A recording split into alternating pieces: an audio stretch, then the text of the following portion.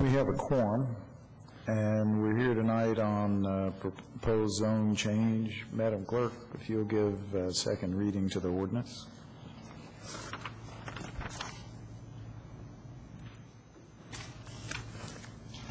An ordinance changes zone from a light industrial I-1 zone to a mixed-use community MU3 zone for 0.10 net, 0.16 gross acre, and from a neighborhood business B1 zone to a mixed-use community MU3 zone for 5.07 net, 5.44 gross acres of property located at 225 Walton Avenue, subject to certain use and buffering restrictions imposed as conditions of granting the zone change. Ernie M. Hanna.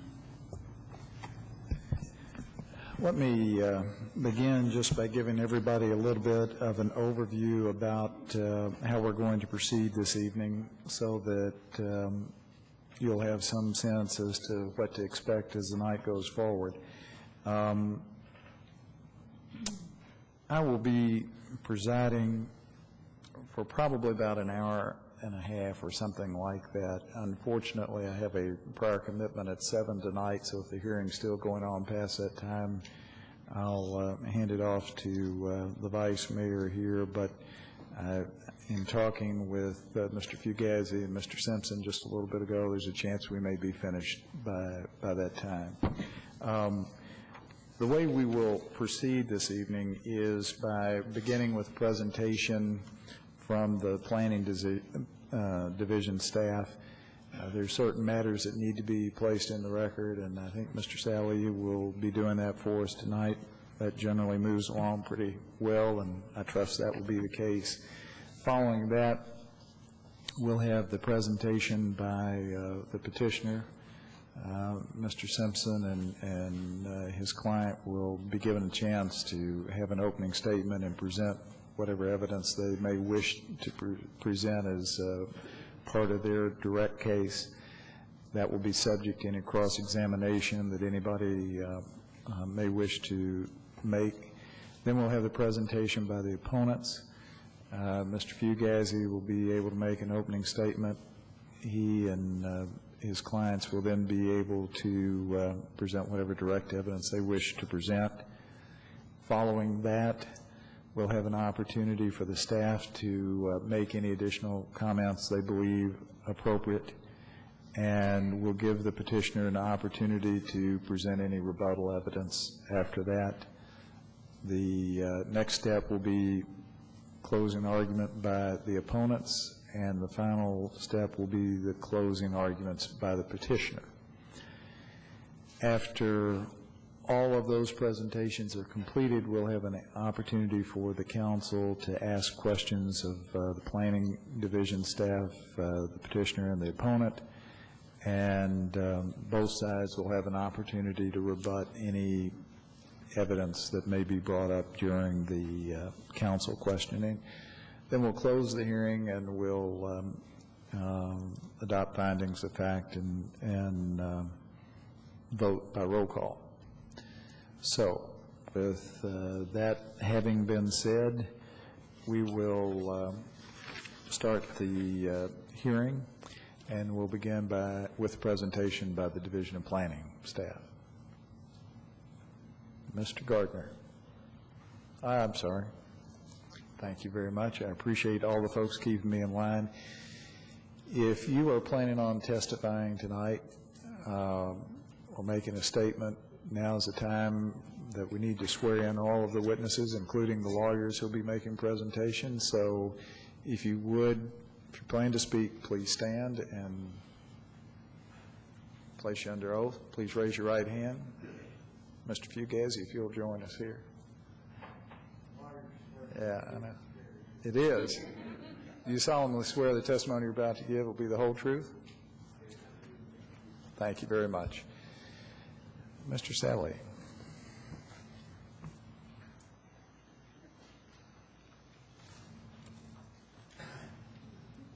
Mayor, thank you. Members of the council, good evening. I do need to enter into the record a number of items for your hearing this evening. First is the legal notice published in the local newspaper advertising tonight's hearing. The next item is an affidavit signed regarding the notices mailed to property owners within 400 feet of the property before you this evening. The next item is the recommendation from the Urban County Planning Commission, which held their public hearing on this zone change in late June of this year. Copies were distributed to you during the break. There are also extra copies available of this report directly behind me on the counter for anyone in the audience wishing a copy. Staff has received some emails and letters both in support and in opposition or concerned about this proposed rezoning. I'd like to circulate those to the council at this time.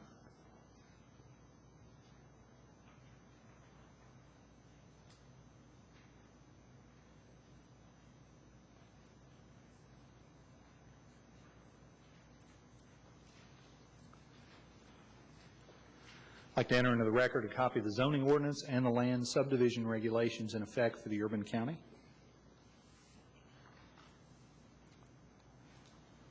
I'd like to enter into the record a copy of the 2007 comprehensive plan and also the downtown Lexington master plan, which is adopted the core principles and some recommendations from this plan as well.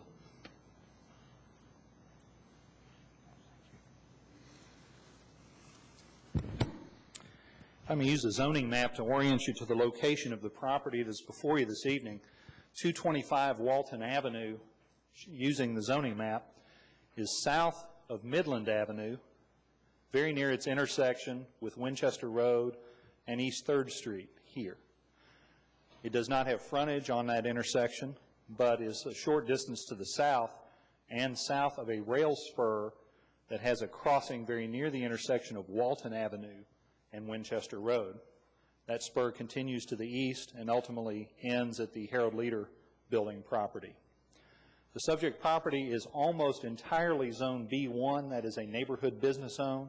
However, there is a very small portion, about 1/10 of an acre, on its northern tip that is zoned I1. Both properties are proposed for an MU3, a mixed-use community zone, totaling almost 5¼ acres. The subject property is also visible from photos. I'd like to show you an aerial photo and then some ground level photos of this property. This is a view looking from the north at the subject property. To outline it, we have Midland Avenue here, Winchester Road, East 3rd Street is here. This is the rail line I mentioned. Subject property is bound by a tree line along the Bell Court neighborhood. The tip of the property that's I1 is in this general area here. Walton Avenue is here. Looks like my batteries may be going out. This is an existing building on the subject property that is Zone B1 and is part of the proposed zone change. Now shifting to ground level, this is looking at Midland Avenue along the frontage of the existing I1 portion. Property is here, this location.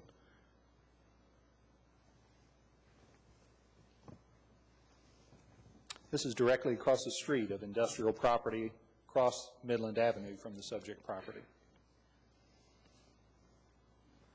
This is looking in the same direction, almost due north. Property in the distance is the Community Ventures building at the intersection of Midland and East 3rd. This is a closer view of the existing commercial building on the property. It is approximately 10,000 square feet in size. It is currently Zone B1 and it is proposed to be rezoned MU3. This is a view from very near the same location that shows that most of the subject property is vacant, has been vacant for a number of years. It has also been zoned mostly B1 for almost 20 years now. In the distance, you can see the buildings we saw earlier along Midland Avenue, and you can also see the tree line here along Bell Court. View of the parking lot. Also, the property is screened from other industrial uses farther to the north. This is the screening, and just through the trees you can see the adjacent industrial building just to the north and east of the site. This is a view again at the same location looking almost due east in the direction of Bell Court, which is zoned historic and R2. This is a view at Walton Avenue. These buildings, unfortunately, don't show very well on SAM, the overhead, but these are neighborhood business zone. They are directly across Walton Avenue from the subject property.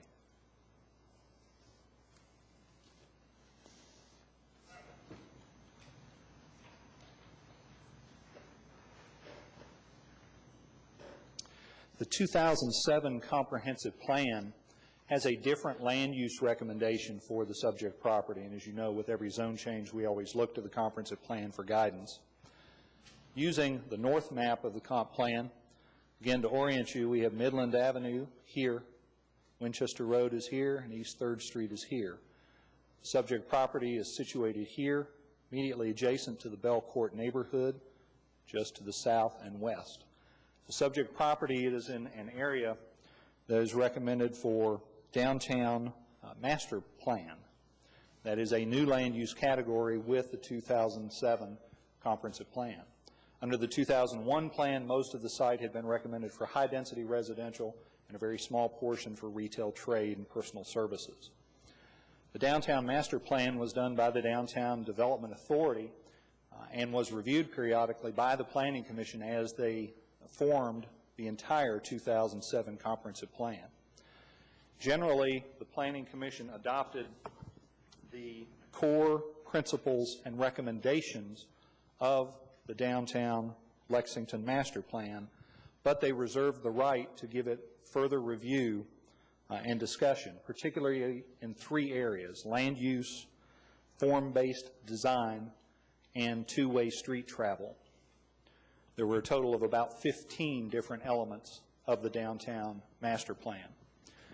I've put just below the 2007 comprehensive plan an illustration from the downtown master plan to identify what the land use recommendation of that plan is for the property. Again, to orient you, we have Midland Avenue here, Winchester Road, and East 3rd Street. The subject property is here, immediately adjacent to Belcourt. This property, along with other lands along Midland Avenue, are recommended for mixed use under the downtown master plan.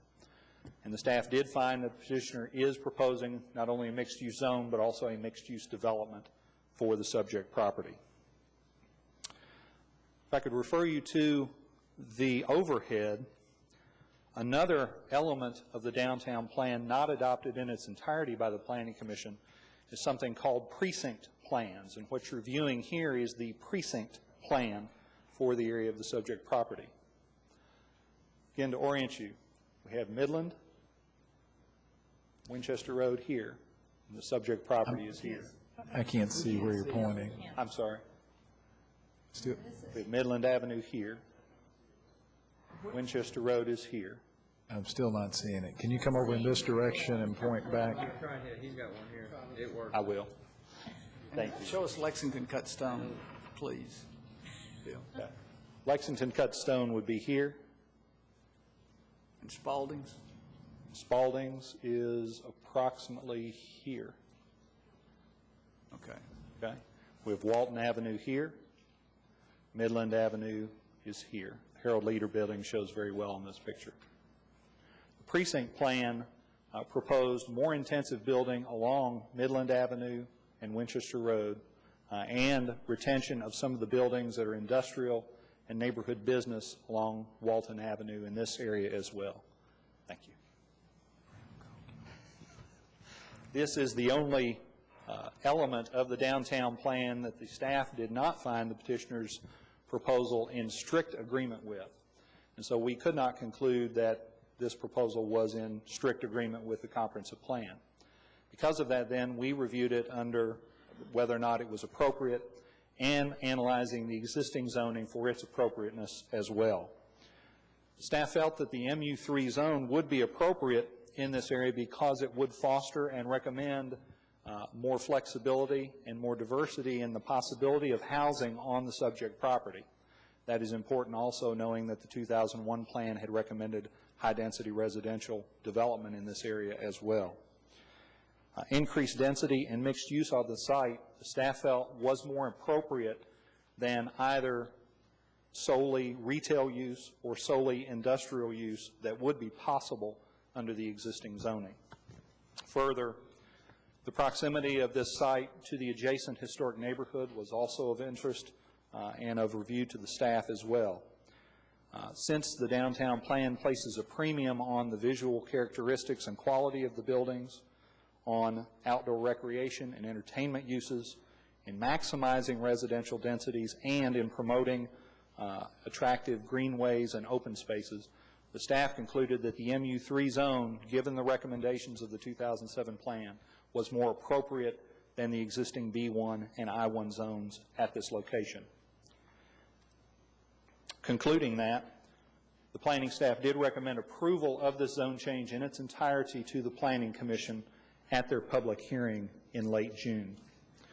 The Planning Commission heard not only from the staff, but also from the petitioner and from several citizens, some of whom were concerned about the proposal, others who objected to the proposed rezoning of the subject property. At the conclusion of the Planning Commission's hearing, they voted 7-0 to recommend approval with conditional zoning restrictions of this zone change to the Council.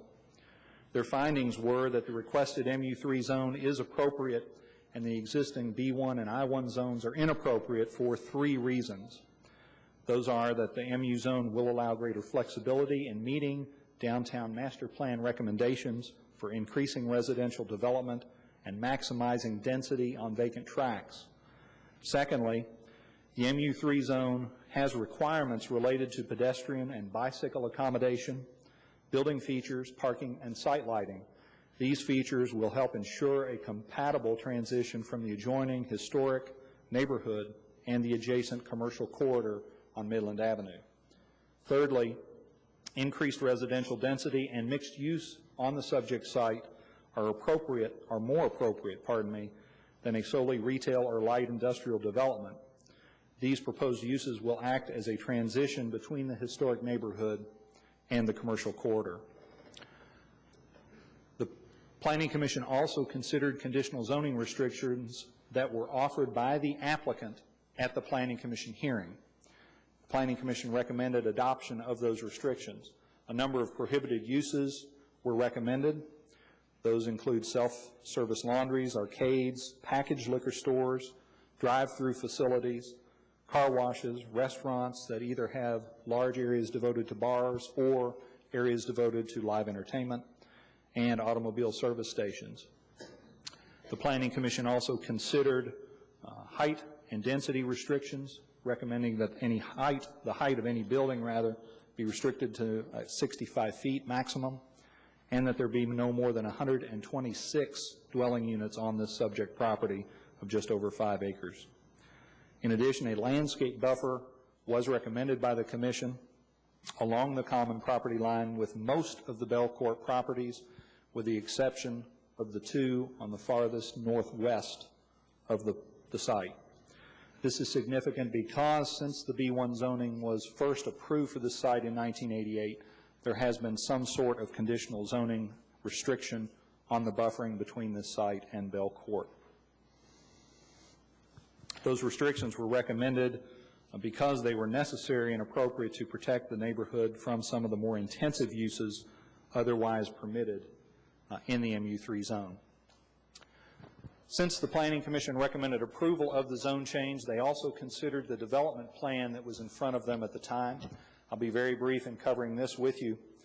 Again, to orient you, we have Midland Avenue, Winchester Road here, Walton Avenue is here, and the subject property does have a small bit of frontage, and the existing building and parking lot are not proposed to change under this development plan. What is proposed are 3 new buildings here. These 2 are entirely residential in nature. This building is a mixed-use building with approximately 10 or 15,000 square feet of retail use and a number of residences. Overall, 126 dwelling units are proposed as part of this development plan, those units having 224 bedrooms, about 25,000 square feet of commercial space between the new building and the existing building, some 266 parking spaces, and the plan does propose vehicular access not only at the existing entrance off Walton Avenue, but also a new access near Lewis Street and Midland Avenue here that would cross the rail line to serve the development.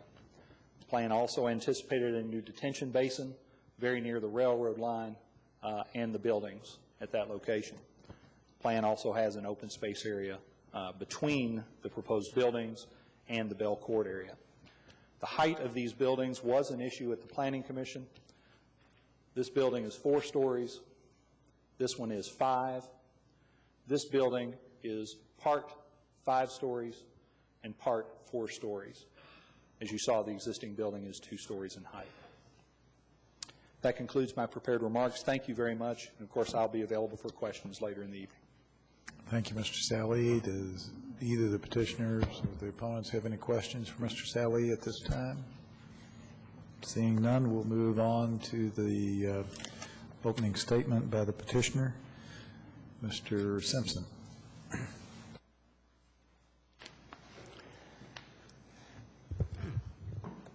Mr. Mayor, if you'll indulge me, Tony Barrett, I pass out some exhibit books.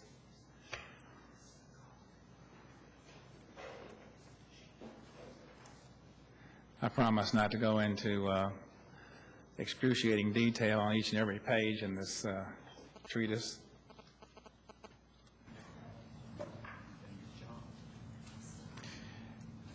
While you're doing that,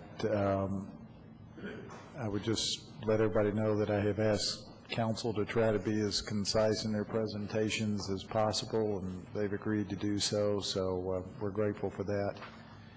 And incidentally, I have been advised by the Department of Law that I don't have a vote tonight, even in the event of a tie, so I apologize for my departure, but as you can see from that, it's kind of a meaningless issue whether I'm here or not this evening.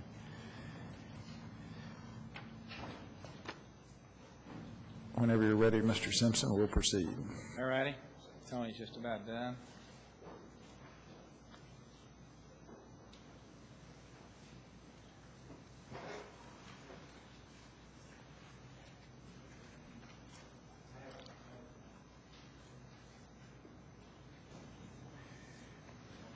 Yeah.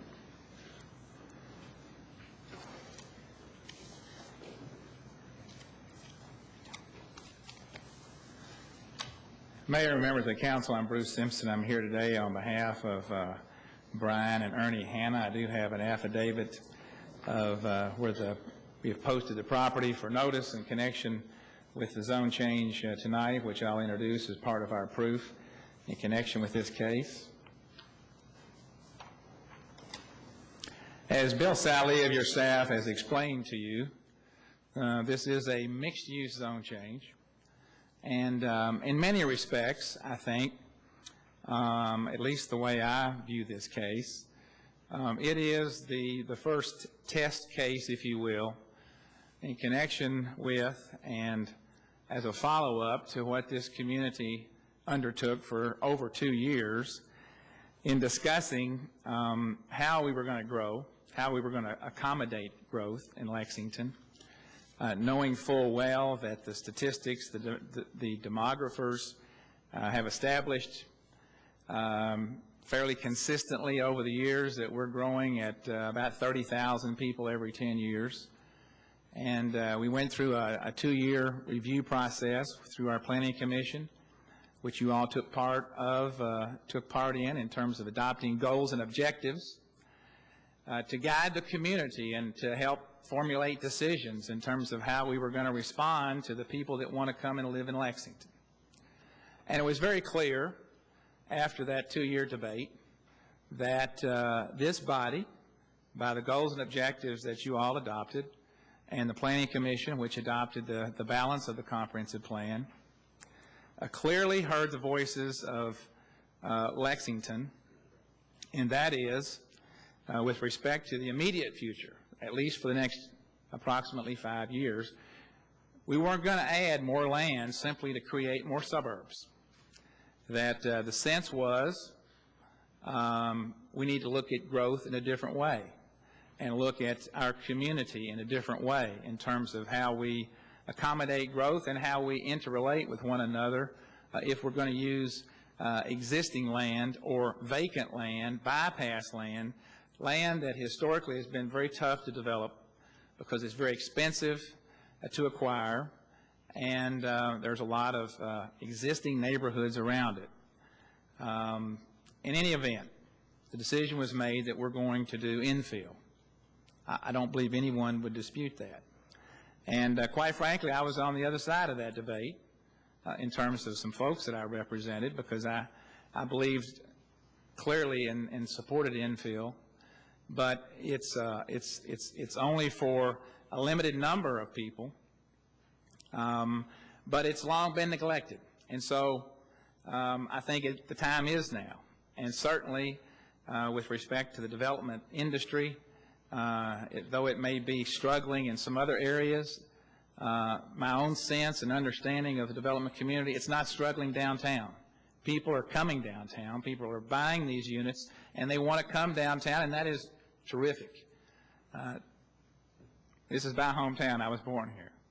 And so to finally see it have a sense of vitality and interconnection and diversity is a wonderful thing. And so we embrace it. And so here tonight, Ernie Hanna and Brian Hanna, who've owned this property for about 9 years, are here to present to you, as they did to the Planning Commission, an infill proposal, a proposal that the planning staff recommended approval.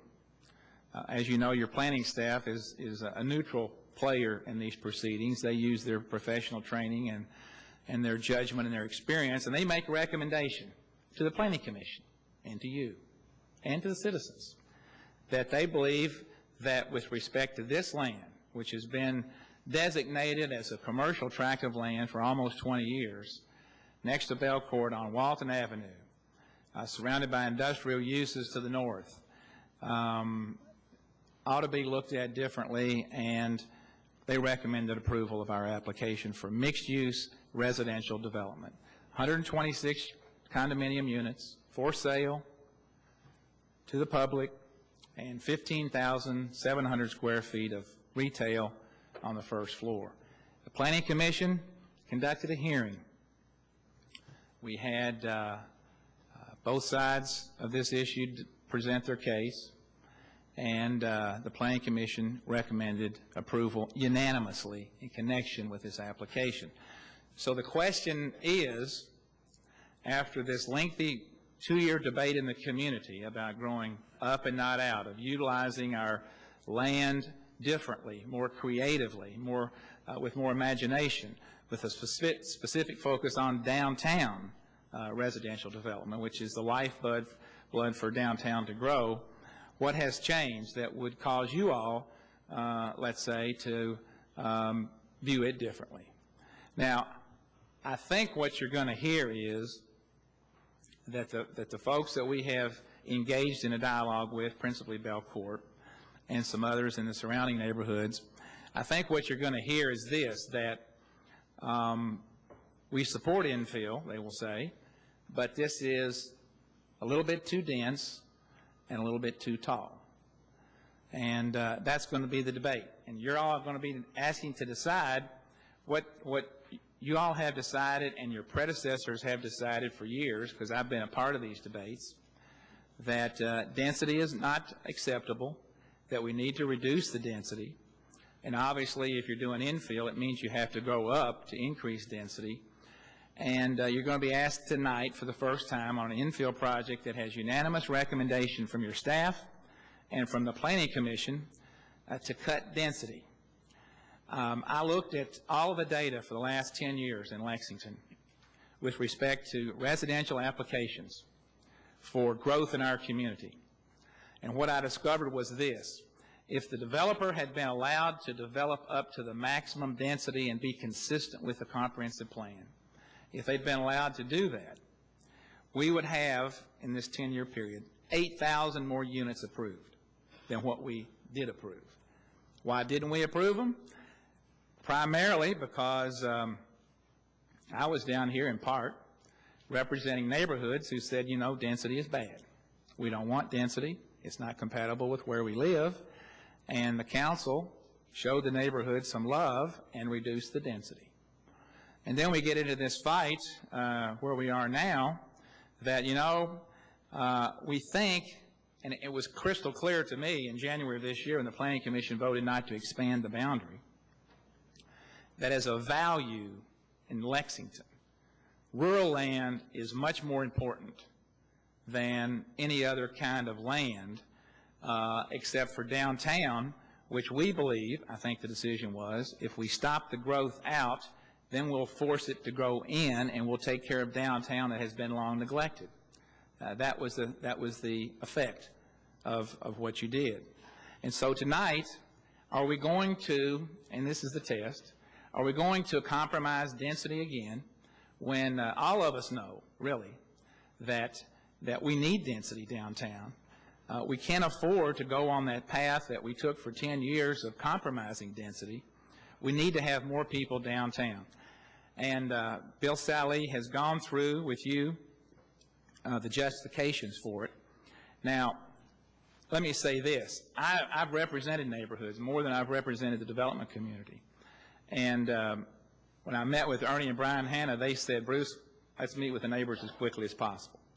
And they started actually in December of '06, engaging in a dialogue, sharing thoughts and ideas of what they wanted to do with this 5 acres of property, which in most instances, or in terms of development in the suburbs, is a small tract.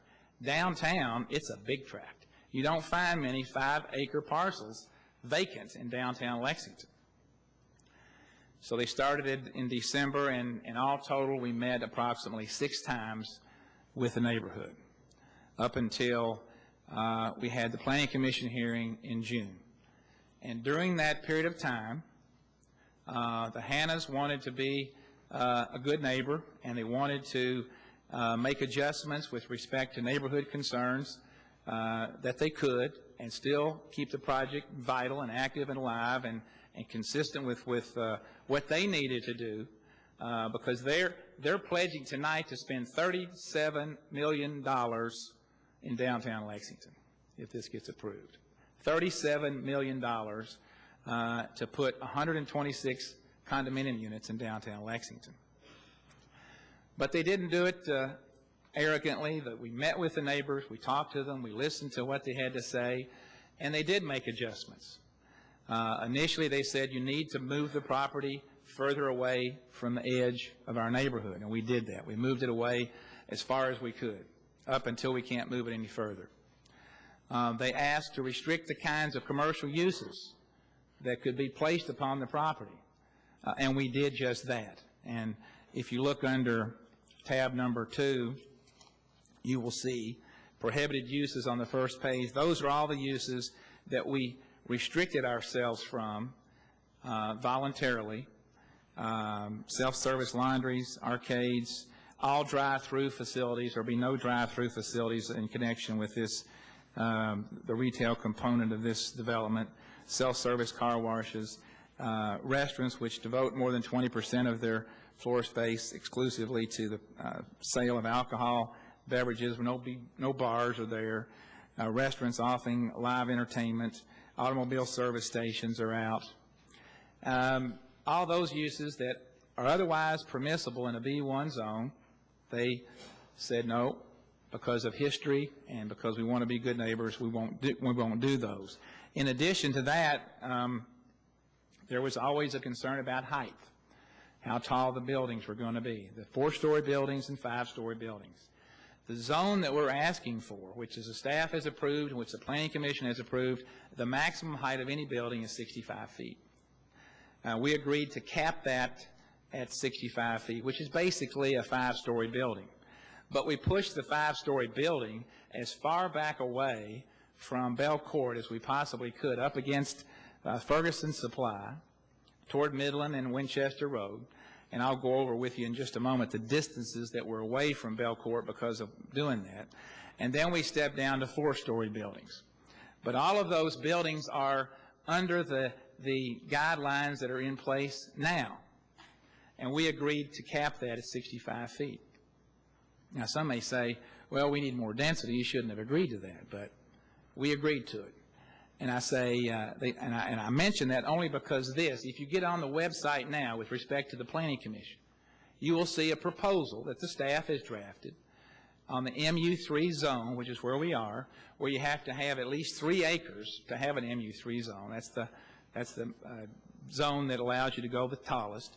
And the proposal is to go to 80 feet. Now, it's just a proposal at this point, but in terms of being generated by the staff as a way of suggesting that, you know, if we're going to grow up, we need to grow up on these 3-acre sites a little bit taller, then we've agreed as a compromise, if you will, to the neighbors to cap our development at 65 feet, even if this body should adopt a subsequent text amendment to the same zone that we're asking for tonight, this MU3, mixed use 3. Even if you increase it to 80, we can only go to 65 by virtue of the conditional zoning that we have asked be imposed upon our property. And finally, we asked the neighbors concerned about the density. The maximum density is 126, and we've agreed not to increase it any more than what is currently allowed under the comprehensive plan, which is 126. And then the final request was, well, we need some screening and buffering. And I'll show you some slides in a moment to show you the existing screening and buffering, which is substantial. And in fact, it's so substantial that there's really only 3 lots on Boonesboro Avenue, 3 out of about 21, that you can even see this development, our development, for 7 months out of the year. Substantial tree stands and shrubbery and bushes and such that effectively just block out the whole entire landscape 40, 50, 60 feet up sometimes. And what we did, because the neighbors asked us to show us what the development will look like next to us. And initially we tried to send up balloons and then take pictures to show how high the buildings would be, but the wind blew the balloons and that didn't work too well. So we brought a crane out, and I called Bobby Clark, the president of the Neighborhood Association, invited him to come out, and he and I got on the crane, and we went to the layout of the development, of our footprint of the building, and we went to the 3 different spots that were closest to Belcourt. As you know, that the building itself is kind of a horseshoe shape. We did it that way purposely so that most of our development was away from Belcourt. Most of it is away. We have the 2 kind of prongs of the horseshoe that are the closest, but the great bulk of it is out toward Midland and Winchester Road. So Bobby and I got up in the crane. We went up and took pictures, video. We went down. We went in every backyard on Belcourt and took pictures of the crane from each of the backyards 3 different times, 3 different places, so that he could see on behalf of the neighbors, as best as we could show it, what it would actually look like. And he would agree that there's only 3 houses that you can even see this building. And with respect to those 3 houses, you can see anything over 1 story because there's just a gap in the existing trees. Now, this is an urban development, and typically you don't get involved in screening in urban developments, but there's a substantial tree stand there now, and if you're trying to get a project approved, you want to be as cordial, as compromising, as neighborly as possible, and so in an effort to do that, the Hannas had added, at the request of the neighborhood, additional screening on top of what's there now, which is on the average about 15 feet, 12 to 15 feet in height throughout the whole backyard of the houses on Boonesboro. That's there now for at least 7 months out of the year.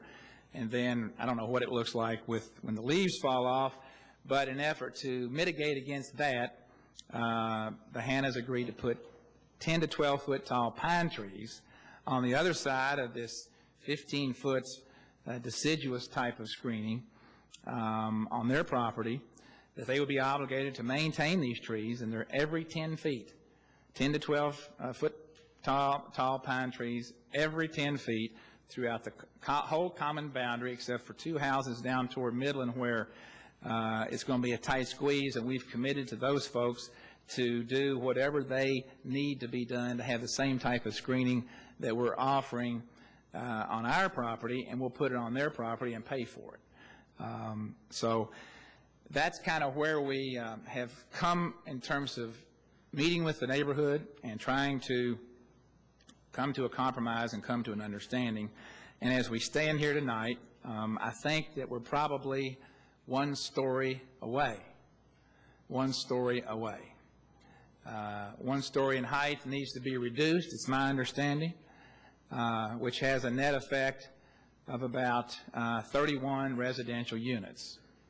I said at the Planning Commission it was about a 38% reduction. We subsequently tried to reconfigure and see what the real impact was, and it's actually closer to a 25% reduction in density, which, not surprisingly, is about the reduction in density that the body has always given neighbors that came down and objected to suburban developments.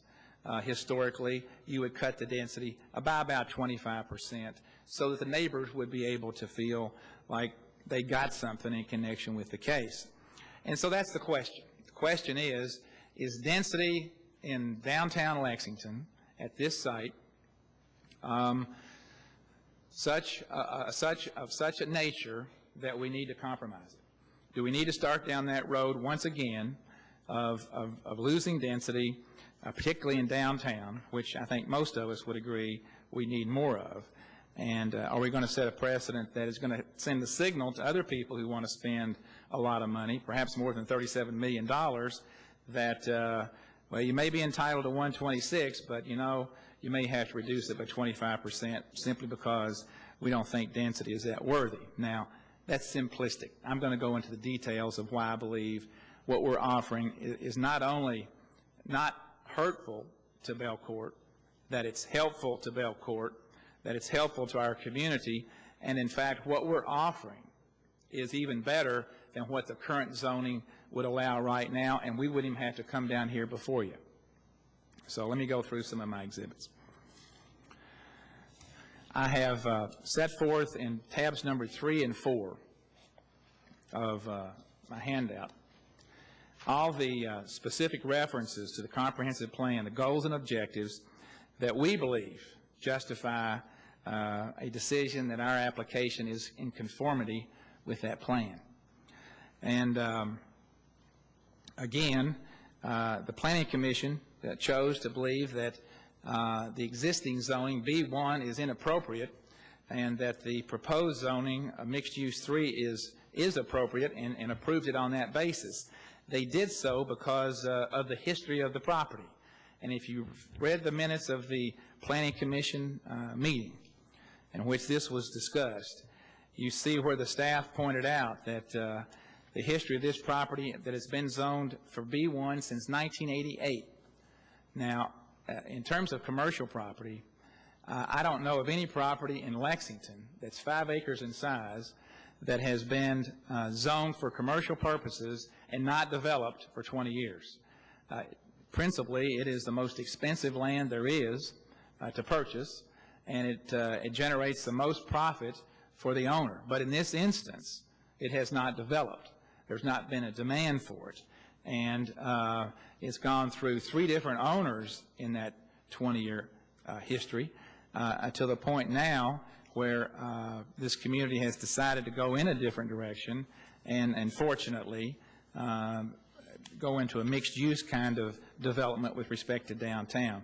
One thing I should add, that the Planning Commission, in terms of hearing the case and voting in 7-0 in favor of it, did compliment the Hannas with respect to what they offered. Mr. Mahan stated, who's on the Planning Commission, he stated that he would like to commend the petitioner for going above and beyond to accommodate and cooperate with the Belcourt neighborhood.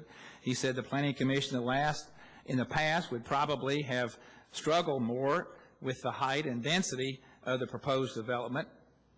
He, however, believes that Lexington must accept growing up and conducting denser developments in order to maintain the urban services boundary. Likewise, the chairman of the Planning Commission, Mr. Vaughn, stated that he would like to commend the petitioner as well. He believes that this is a nice proposal, and the Many existing issues with the subject property have been addressed well. So we've had a hearing. We believe we demonstrated to the principal decision makers in land use, whose expertise is in land use, that we've done our homework. We've come up with a proposal that is consistent with what they wanted and got their approval. Tabs 3 and 4 only highlight and justify what I have said. Under tab number 5, and what you will see in tabs number 5, tab number 6, 7, 8, and 9 is a different tool than, at least in my experience in growing up in this community, that we've never seen before. And that is, not only are we encouraging people to live downtown, we're encouraging people to use alternative forms of transportation, principally with respect to bicycles and walking. And those of us that went to Boulder saw evidence of the significance of bike travel in that community. It exists a lot more in Europe than it does here, but it's clear to me that this body, in terms of your leadership and the mayor, with all due respect, have decided, you know, Lexington needs to have a different kind of focus, and we need to think a little more creatively. And you see article after article, and I've included all of those in the next 4 sections, reflecting the importance of bike paths, bike use, and pedestrian orientation with respect to how people go in and around Lexington. The surveys under tab number 8 even document that a survey shows residents want more walking and bike paths. It's kind of surprising to me, but you know, that's what the surveys only amplify what the community expressed when they said by 70-some-odd%, Knox Vanago can correct me on the percentages, we don't want to expand the boundary anymore. Much to my chagrin, we want to do what we have, and let's be creative with the use of our land. And let's use bicycles, and let's start walking, particularly if we live close to downtown. Now, in July of this year, this body adopted, I should say the Jessamine County, Fayette County Metropolitan Planning Organization adopted a 228-page document called Bicycle and Pedestrian Master Plan that laid out not only for Fayette County, but Jessamine County as well, how we should integrate and fund bike paths and pedestrian orientation with respect to future development. And you will see, I didn't put all of the pages in there because I didn't have enough space in my 3-ring binder to do so. But you will see time and time again references that pressure to develop is strong in both Fayette and Jessamine. With the 2006 comprehensive plan in Fayette, the expansion area in Lexington was not increased, meaning growth will occur. However, as infill and redevelopment from 2007 forward, the policies you're setting in place encourage the use of pedestrian walking and bike use. These are the kinds of things that are tools that are perfectly complementary. They're also necessary for downtown. People that live close to downtown, more than likely, as compared to me that's bunkered down in the suburbs, will walk. In fact, if you look on the Belcourt website under tab number 10, you will see that the location of the Belcourt neighborhood near the heart of downtown, that the location of the district was pivotal because it allowed residents to walk to their jobs prior to the advent of the automobile. Well, what we're proposing with respect to this development is to fall just in line with the decisions that this community's reached, with the comprehensive plans recommendations for pedestrian use, bicycle use, with respect to the July 12th 228-page document that Jessamine County and Fayette agreed to start having more pedestrian orientation and development and bicycle use. We're coming back to when Belcourt was first established many, many years ago. We're coming back to that. So we're only complementing that. And I think with respect to our development, and I'll get to the traffic aspect in a minute, that what you're going to see is less automobile use and more people walking. There are 12,000 employment positions in downtown Lexington, 12,000. And people are more likely to come down here, particularly if they're downsizing and living downtown. They're buying these units even before they're completed, sometimes and even before the ground is broken. And we want to take advantage of that and put in a first-class development. Under tab number 11, I have basically sent Ernie, although he didn't, he says he walked, but I'm not sure that he did, had Tony Barrett draw up a 1-mile radius from their property and sent them out on various walking missions. And I'm just going to kind of show you where you can go in, if you put those under the big screen there, Alden. Just a few. They walked much more, and I asked them, I said, you know, now take a picture. So it actually was Brian's wife and their new baby, and they just started out walking in various places. The first place they walked was over to Wilson Avenue, which is about a 6-minute walk. That's kind of the closest little grocery. The next, I think that's on Kramer. The next place they walked was to Woodland Park. That was 12 minutes. Next place was to walk to the Financial Center downtown Lexington to see how far that was. That was a 15-minute walk.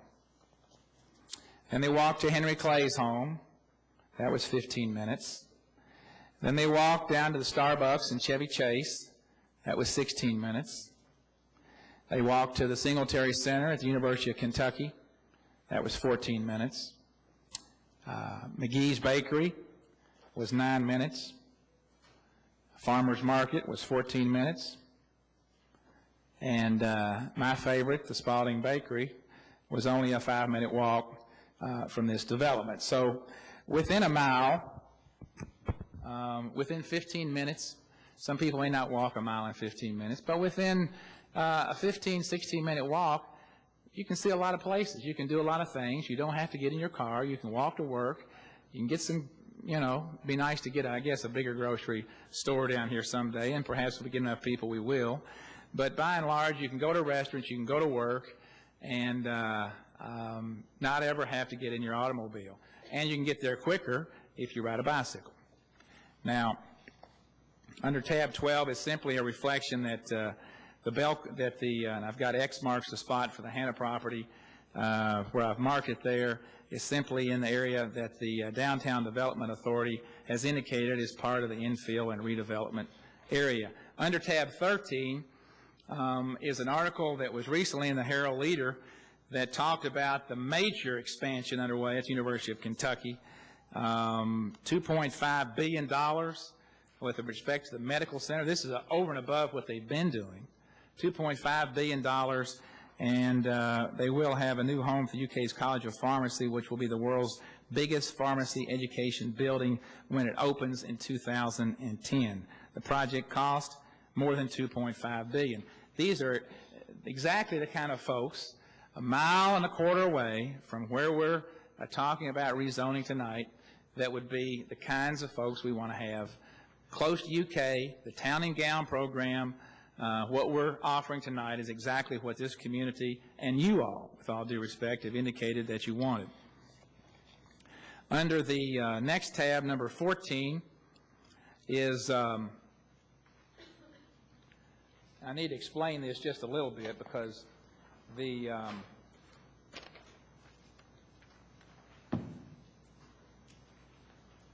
I talked this over with your council and the mayor, and both Fugazi and I talked about it before the hearing. You all adopted a rule 5 or 6 years ago, I think, at Mr. DeCamp's urging, because sometimes developers would come down and they would show renderings that looked nice, but sometimes didn't get built.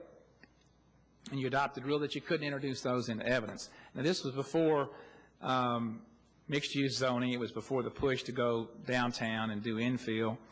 And in this particular instance, The reason that I'm asking that it be introduced, even though, quite frankly, legally, I believe I'm entitled to put in whatever evidence I think is relevant.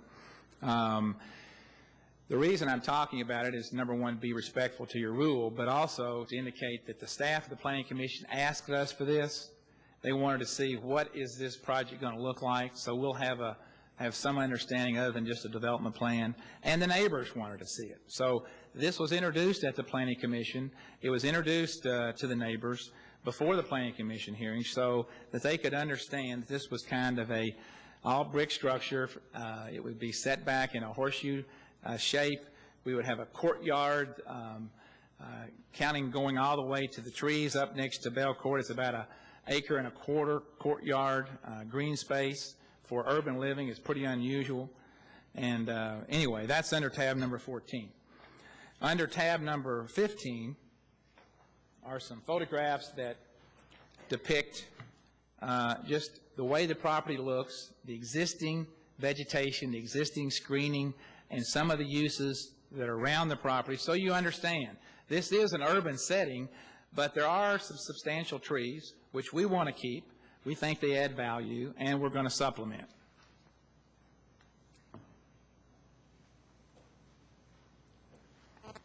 We'll go through these very quickly, simply to show the first 3 slides that you will see. Actually, if you're standing on the property looking toward Bell Court, you're looking to the east, and the next one looks in the center, and the next one looks to the west to Midland. But what you see is the existing tree stand from the Hanna property looking toward the rear of the backyards on Boonesboro. And Alden, if you'll just go through those just one by one. That's the second shot, and then the third one goes all the way down to Midland.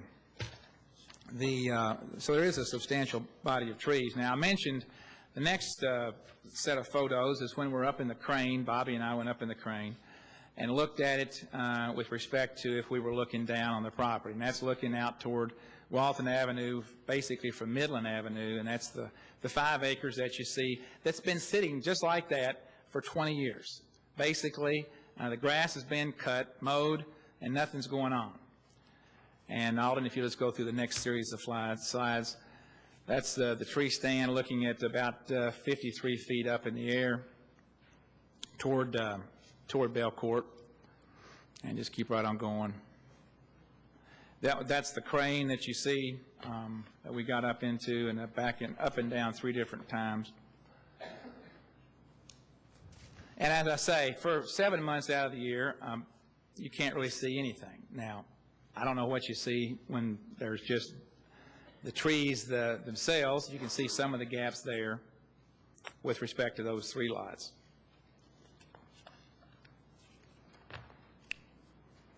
And obviously in that shot, you're going to be able to see the buildings. The buildings in connection with this development, you all adopted an ordinance for all of these mixed-use zones. And what you did in connection with these mixed-use zones, you said, you know, we need to have some kind of setback requirement. And the Planning Commission are the ones that initiated it, and you all approved it. But basically, you go one foot back for every foot that you go up. And so in our particular application, at the highest point of our building, that we can't go higher than 65 feet, we have to be at least 65 feet away from the rear of the property. Not the building, but just the rear of the property line. So Alden, if you just go on through those. Now, one of the issues that, this is Ferguson Supply from the backside. You see the trees over the top of that building. Those are the same kind of trees that are on the other side of Boonesboro that obviously in the winter will lose their leaves and they're deciduous, and there'll be some degree of seeing through those trees. And so in the wintertime, the folks on Boonesboro could arguably see this 2-story metal frame building that's for Ferguson Supply. This is zone industrial. Behind this property is a light industrial zone all the way out to Midland and Winchester Road. Next slide. This is a shot down, all these are in your book, of the railroad that leads to the Harold Leader building. And again, all this is industrial. Next slide. You can just keep on flipping. This is one of the supply trucks from Ferguson going out toward Midland Avenue, to Winchester Road, to Charlie's Garage there. Next slide. This is Lexington Cut Stone. It's the neighbor to the west of the Hannah property, next to the railroad track. You can see that in the wintertime, obviously, the bell cord with the trees fall off. This would be a view that they could see with respect to the existing property. To the extent they can see through the trees, this would be a view that they would arguably see going up Midland Avenue. Again, this is an industrial zone. Next slide.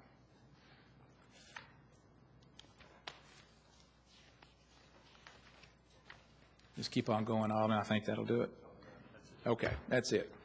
So we were sensitive to the neighbors because, you know, they've lived with this undeveloped parcel for quite a number of years. You know, before 1988, before it was zoned, it was actually residential in nature.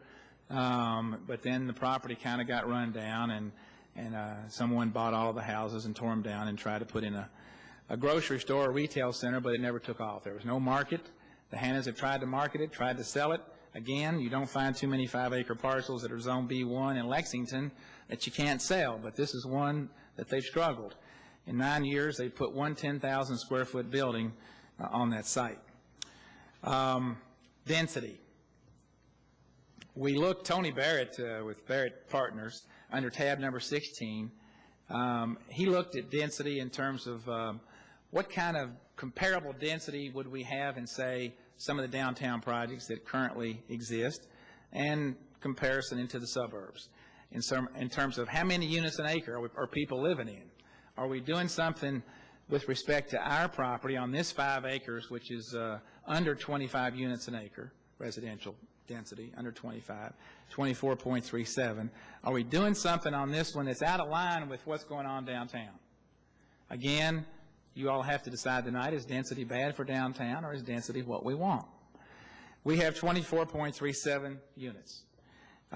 What you'll find is you'll see under tab number 16 is that the Hanover Towers, which has been there for quite a while, on 1.3 acres, their density is 76.2. That's 76.2 units that's been in Hanover for quite a while. The 500s on Main, Butch Snyder's project across from Rupp Arena. Those lots are almost all sold out, the loft apartments. Their density is 76.2 units per acre. Moving to the Mark at Woodland, next to Ramsey's, used to be a church, Woodland Avenue and East High Street. That's 1 acre. The density is 35.6 units per acre. And on down to New Pass at 620 West Main, 30 units an acre. The Woodlands up on East Main Street, which is 29.3 units an acre.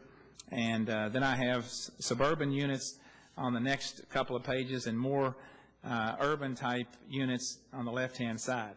Just to give you an idea that even though we're increasing the density, certainly from what it's been vacant for 20 years, the density that we're talking about in comparison with what's in existence in the surrounding neighborhoods is in fact less,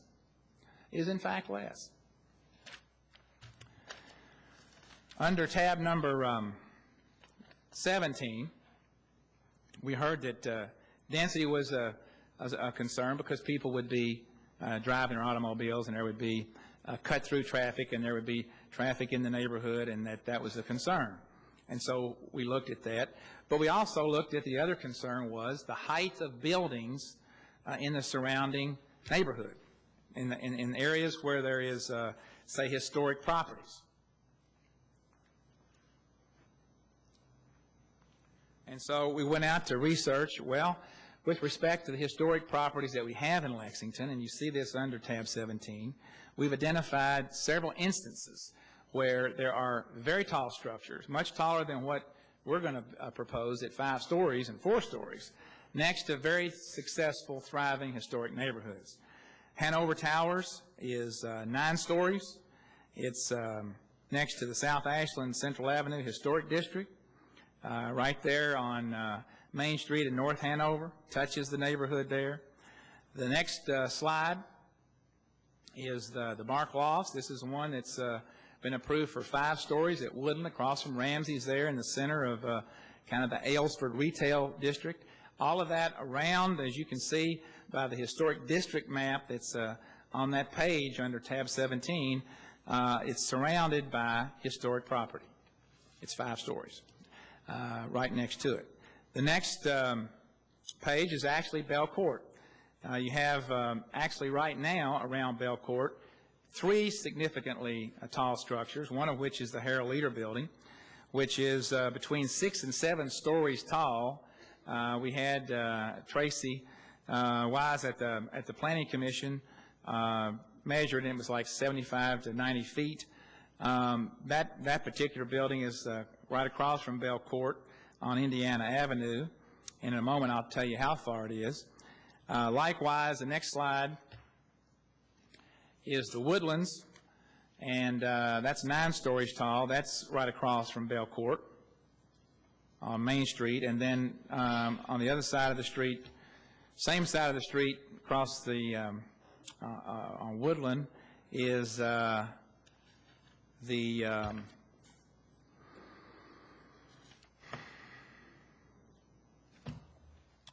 Wellington Arms. Too many I was trying to remember. And it's 4 stories, but you can see kind of the roof pitch there. It goes up kind of high.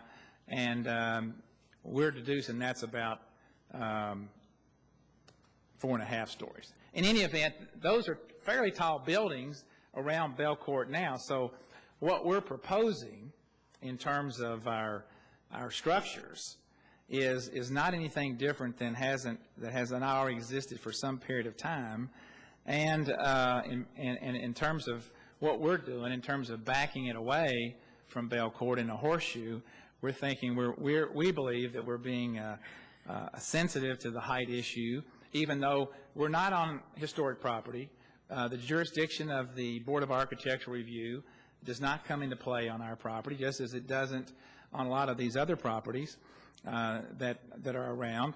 And again, trying to be sensitive to existing neighborhood concerns, we've backed it away as far as we can and still have the kind of density we need to make this project economically viable in connection with what we would like to do, what we believe now the market is, to develop this 5-acre parcel that's been very undeveloped for over 20 years. Under tab number 18 is, I mentioned traffic. We did a traffic study. Even though your zoning ordinance that you all passed in connection with zone changes says if you don't have enough traffic generated by what you're proposing, you don't have to do a traffic study. Now, there's no dispute. We didn't have to do one, but again, Bell Court had questions about traffic impact. And so we did one. We wanted to know what would the impact be. Typically, a traffic study, what it does is look at, will it degrade the level of service at various intersections around the property in terms of being able to get through a signalized intersection, let's say. Get out of the development, get on a main road, go to work, wherever you want to go. In our particular case, we looked at it. Wilbur Smith, Tim Sorensen's here to answer questions if need be. And basically, they found that we would increase 5-second delay over the whole project. Now, one of the things that's important, if you look under tab number 18 in connection with this, page number 9, you will see we compared the existing retail use with also the existing office use and with our proposed residential use. The reason we did that is because we could develop the property if we ever had a market for it, build it out at full retail, and generate 13,000 trips a day. 13,000 trips a day under the current B1 use. That would be a significant traffic impact for the area. Or if we wanted to do just all professional offices, the traffic impact would be 3,392 trips per day. Significantly less, but significantly more than what we're proposing, which is under the next line on page 9 of the traffic study, which shows that the total trips over a 24-hour period is 1,413. And that's with no consideration of anybody walking, with nobody riding a bicycle, just projected trips based upon non-pedestrian, non-bicycle use. So we believe that's a very high number for residential development in downtown Lexington. We believe it's actually going to be much less than that. But in any event, it's much less than what it is now if it was developed commercially by over 1,000%. So we believe we've reduced the traffic potentially impact. We've not degraded the level of service below what it is right now. But again, the neighbors were concerned about traffic, and particularly about what you hear a lot about is a council member cut-through traffic, that someone's going to cut through your neighborhood and create problems for the people that live there, the kids, etc. Now, traffic with respect to Belcourt, and some of you may know this, has been an issue that's been before this body in other instances. And in fact, it's been studied twice before for this body. The government has paid a consultant to look at the traffic impact in part, and also with respect to their own engineering. And under tab number 19 is a traffic study. It's actually styled Belcourt Traffic Calming Study. It was done by Professor Nick Stamatiadis at the University of Kentucky and Alan Kirk, both professional engineers. Dr. Stamatiadis heads up the very important section at Kentucky Transportation Center, does a lot of good work, but he was retained basically by the neighborhood to look at traffic impact, to look at cut-through issues, to look at the kinds of complaints that had arisen about people's belief that there was cut-through traffic. And what I want to share with you, and what Dr. Stamatiadis and Mr. Kirk found out, which is set forth on page 6 of the report, said that review of the data reinforced the belief that the primary cut-through route through the neighborhood is from Main Street via Forest Avenue. In other words, people are coming up Main Street and making a left into Belcourt to get to Walton. And this takes place in the PM when people are leaving downtown Lexington to get to their homes on the other side of Belcourt. So they're actually going from downtown up Main. There may be a delay at the light there at Walton and Main, and they're going through Belcourt. Some. Now, you will see in a minute there's not that many. But that was the concern. Keep in mind, we're on the other side of Boonesboro. In our development, we have 2 access points. We have one onto Walton, and we have a new one that the Hannas paid $62,000 for from the Lexington Herald-Leader to have another access point out onto Midland, a right in and right out, that provides another means of ingress and egress so that there's not any excess traffic on Walton. And the people that will be driving, let's say, to downtown Lexington, where the potential cut-through exists in Belcourt, would obviously want to come down Vine Street, go to Midland, and make a right in to where we live. So the people that would live in our development would be the least likely people to do any kind of cut-through traffic to the extent that exists in Belcourt. Likewise, if you're leaving the development, you can exit to the right on Midland and go down 3rd Street if you're going downtown. Or you can go down to the light at Walton. Or let's say you want to cut through Belcourt. Now, this is what's important is that Dr. Stamatiadis studied this cut-through phenomenon for the neighborhood. And he looked at how many people cut through at the peak times, 7 to 9 in the morning and 4 to 6 in the evening. And what he found was this, that in the morning peak hour traffic, with respect to people getting on Walton and going through Belcourt, he didn't find anybody. He didn't find anybody going through that direction. With respect to the afternoon, he found 3. In a 2-hour period, there were 3 people that used Walton Avenue to cut through to Belcourt to get to Forest Avenue, Indiana Avenue, or out to Main Street through Belcourt.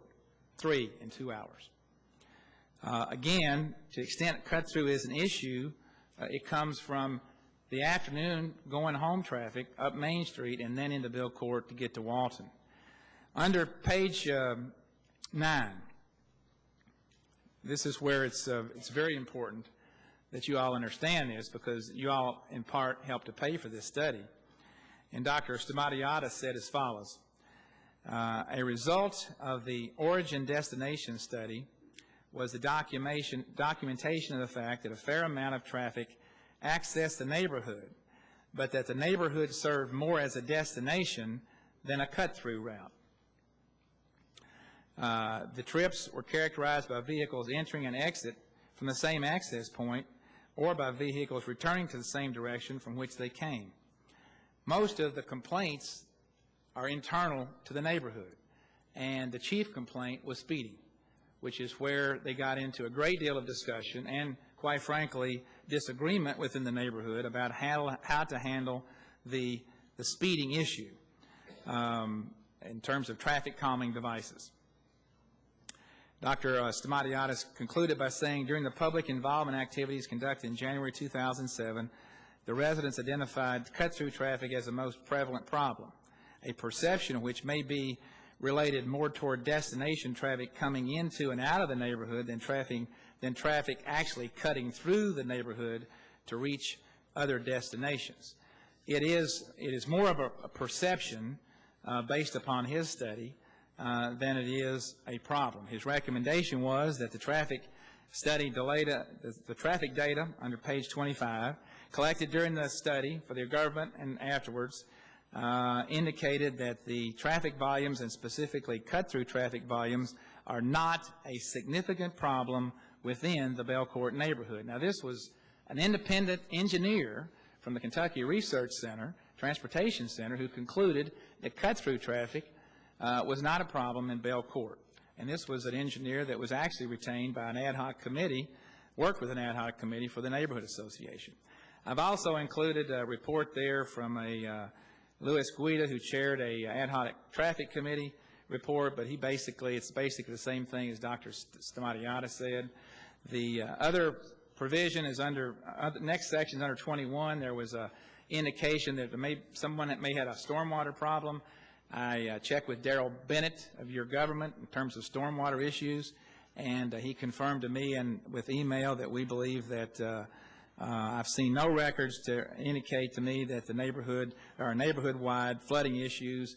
There may be an isolated incidence that we have more than 100-year rainfall of somebody's basement flooding, but in terms of overall flooding, there simply is not the data to support anything like that. I included a final article that was in the op-ed section of the Herald Leader a few days ago, which simply only comes full circle with what I started out to say, is that these are tough cases if we are going to honor the value that became crystal clear after 2 years of community debate, that the agricultural industry is important, that it needs to be preserved, and that one way of doing that is being creative and using existing land that's been bypassed or vacant for an extended period of time to provide housing for downtown so that downtown can grow and thrive and be the kind of downtown that we all want to be. We believe we've complied with the comprehensive plan. We believe we would comply with your goals and objectives of that plan. We comply with all of the admonitions from the community to grow up and not out. We've tried to be as sensitive as we could to the Belcourt residents. Unfortunately, we're not there yet. I think we're about a story apart. But I would urge you, don't repeat the same mistake that your predecessors made in compromising density downtown, because the facts state there is not a cut-through problem. We've backed this building off well in excess of the minimum required by your ordinance. We've landscaped it. We've beautified it. We've got a beautiful project that's worthy of approval, and we urge your favorable consideration. I do have one witness, if he's still here, Mr. Kelly. Do have one neighbor that I can introduce to you, Tim Kelly, the Lexington Herald Leader, who wants to say a few words in support. Thank you. Mr. Vice Mayor and members of the council, thank you for allowing me to speak tonight. I'm Tim Kelly. I'm president and publisher of the Herald Leader, which is a neighbor to both Belcourt and the proposed development. I'm here not to speak in support of this development per se, but to be instructive and to disclose, which Bruce has, in the interest of full disclosure, the newspaper's involvement in this project, why it became involved in the project as an enterprise, and I just thought that might be instructive in terms of your deliberations. I'm also here as the chair of the Citizens Advisory Committee for the new downtown master plan, which I chaired for a better part of 2 years, and that too plays into this. We have been a neighbor of Belcourt for 27 years, have tried to be a good neighbor. Sometimes we fall short. When we do, we try to rectify it. One issue is cut through our front parking lot, and I have put in 2 gigantic speed bumps to try and keep people from cutting through right in front of our property to go Indiana, Skane, or Boonesboro, and discourage that kind of cut-through traffic into Belcourt. Some of our employees, both past and present, live in Belcourt, and when this project was proposed to me, I thought that this is a project that some of our employees could possibly take advantage of for downtown living. We did not seek to be drawn into this. Joe Gothrop and Ernie Hanna came to see me and one of my vice president for operations quite some time ago, laid out the project. We thought it was extremely interesting, but it was going to need the Herald Leader's involvement because they wanted a second point of entry, and it would be off Midland Avenue and Lexington Cutstone. As we can attest, it's not very cooperative, and they would not allow any kind of cut through the Lexington Cutstone property. So they came to us and asked if we would sell them a sliver of land across our back parking lot that would allow them access into this. As they laid out the very first conversation about this plan, I think one of my first reactions was, you're going to have to get the neighborhood association to buy in. Obviously, we're very familiar with the neighborhood association. We're aware of its involvement of keeping a drive-through from the former McDonald's, now Sileto Lindo, next door to Kerr Brothers, and they needed to be, I expressed to them the need to be cognizant and sensitive to neighborhood concerns, and I have been assured throughout this whole process that they have been. With the acquiescence and the approval of our former corporate owners, Knight Ridder, we did sell to Ernie Hanna and Joe Gothrop about 0.12 acres of land for $62,000. There were bids, estimates, we got 3 estimates on it, and we took the middle one and agreed on that. That money did not come to the Herald Leader. That money went straight to San Jose before the sale of Knight Ridder. The reasons that we agreed to do this were several. First and foremost is that land has been undevelopable. It is a neighbor to us. We know that there was a strip shopping center proposed for that property. That didn't happen. There was a Winn-Dixie proposed for that property. That didn't happen. Not going to happen because Winn-Dixie doesn't even exist in Lexington anymore. And we ourselves looked at that property and found it to be unsuitable for our use. One of the main reasons we put our off-site production packaging facility out on Fortune Drive, because we did not find this piece of land usable even on our behalf. I was asked about that by Don Pratt out in the anteroom earlier. We had not made any big deal about that, but we had examined it and just found it was not going to suit our purposes. Also, this will give us a second egress from our back parking lot for emergency egress that we currently do not have. Lexington Cutstone blocks our rear entrance. to the back parking lot of the Herald Leader, and for safety reasons, in case there's ever an emergency, would like to be able to have that opportunity to have a back gate that we could open into this cut through from Midland to the proposed development. And also, in light of my role with the downtown master plan, when they proposed it to me, I said, this is exactly what we've been talking about. This kind of infill development in the urban area, just like Center Court, just like the Main and Rose property.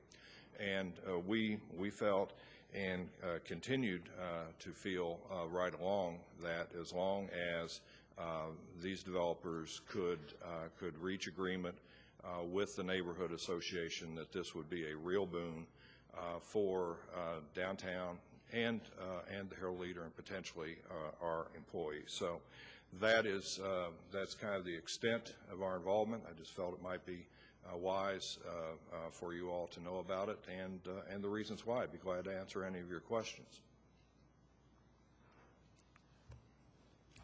Thank you, Mr. Kelly. Yeah, just protocol here. We can take some questions now, but our protocol says that we will do questions following both of the presentations. Is that going to be, so you want to try that? Is that okay? Thank you, Mr. Lane. Okay, thank you. Thank you, Mr. Kelly. Mr. Simpson, anything more? Mr. Vice Mayor, that concludes our formal presentation. We have our professionals here. They're prepared to answer any questions that anyone may have with respect to any of the items or issues that I've mentioned in connection with my presentation here this evening. We'll be around, obviously, until you all make your decision. Thank you. Thank you, sir. Mr. Fugazi.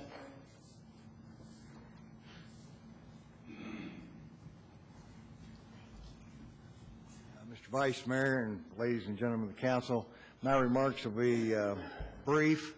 My name is Fred Fugazi, Jr., and I've been asked to make some comments on behalf of the Belcourt Neighborhood Association, which I intend to do. Mr. Clark would like to speak to you when I finish, and like I said, I'll be very brief. Mr. Simpson said a couple of things that I would like to ask you to keep in mind. He said that this is a momentous opportunity. This is an initial impact opportunity. This is the first time that you've had an opportunity to consider infill, all of which I agree with. And so I would like to suggest to you that maybe we exercise a little bit of caution here as we approach this first project. I had a concern that I expressed to Mr. Simpson about traffic. I suggested we consider a traffic light. I did not get a response, and I would feel confident that the developer would come back and say that we can deal with that at some later time. And of course, once the horse gets out of the barn, the race is over. Why is this important? The one thing that has not been mentioned to you tonight that I've looked at, and I'm not going to testify, I don't think that I should tell you what my opinion is, because it's just that. The development plan, which was considered by the commission when they approved this, calls for a right turn only on Midland. It calls for a right turn only on Walton. This is important, I think, in part because if you lived at this very attractive place and you wanted to come out and you wanted to go towards downtown Lexington or Newtown Park, wherever you were going in a westerly direction, when you turn right on Midland, you can't turn left on 3rd at that point. That's a no turn. So you've got, you're, I think, unless I'm sadly mistaken, but I don't think I am, so you're routed back around. A consideration to be made. If you come out of this project, a very nice place to live, you have to turn right on Walton Avenue. You have to turn right. You cannot turn left to go to 3rd Street. So you're going downtown, or you're going towards Main Street. Mr. Simpson was quick to point out to you that in tab 19 at page, I'll point out to you at page 23, this study said that there are high levels of congestions and long delays and the route through Belcourt is very advantageous and attractive. Makes sense to most people.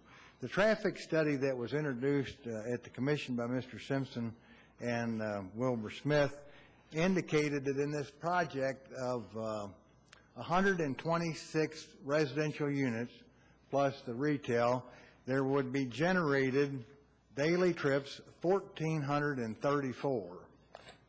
1413 on page 9.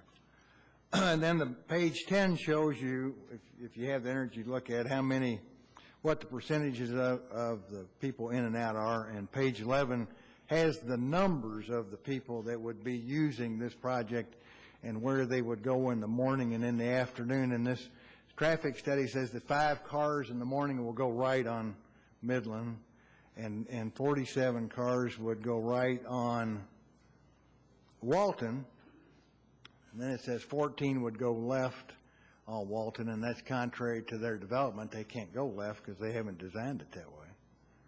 So there's a number of people that are not accounted for as far as their vehicular activities. Now, if we're dealing with the flexibility of these density, the high-density developments in their transition with Belcourt, I think we need to consider that there's 126 units there. I assume that probably at least 126 cars, maybe 252 cars will be in this development, and these people will be moving 1,413 trips in and out of this project. So I would like to suggest that this the density be diminished or the project be denied until such time as the traffic control signal on Midland would allow the traffic to go left on Midland to town. There are 125 houses in the historic district in Belcourt, one less than the number of new units that are going next door. And no one has paid particular attention to the concept that this traffic has to come out on the right and come in on the right from Midland to Walton. That's the point I wanted to make. I'd like to suggest that we address it now. People are going to say, well, you can't put conditions on development. You can't make a developer get a traffic light. Ed Gardner said that's probably accurate. It probably is accurate. But if you approve this now with that plan, they won't happen. And it's the developer's imagination. This zone change approval was obtained from the commission with this development plan presented to them, with this traffic study showing the distribution of traffic as projected, and I think it's inadequate. I suggest to you that if there was a concern that congestion would cause people to cut through Belcourt, when you take however many people go to work every morning from 7 to 8:30 or whatever hours you want to pick, if the 126 units, however many cars that is going right on Walton Avenue, except for the 5 that go right on Midland, you're going to have some congestion at the time of the day that people go to work. But so you can either vote this up or down, but those are my comments. And I think Mr. Clark would like to say something.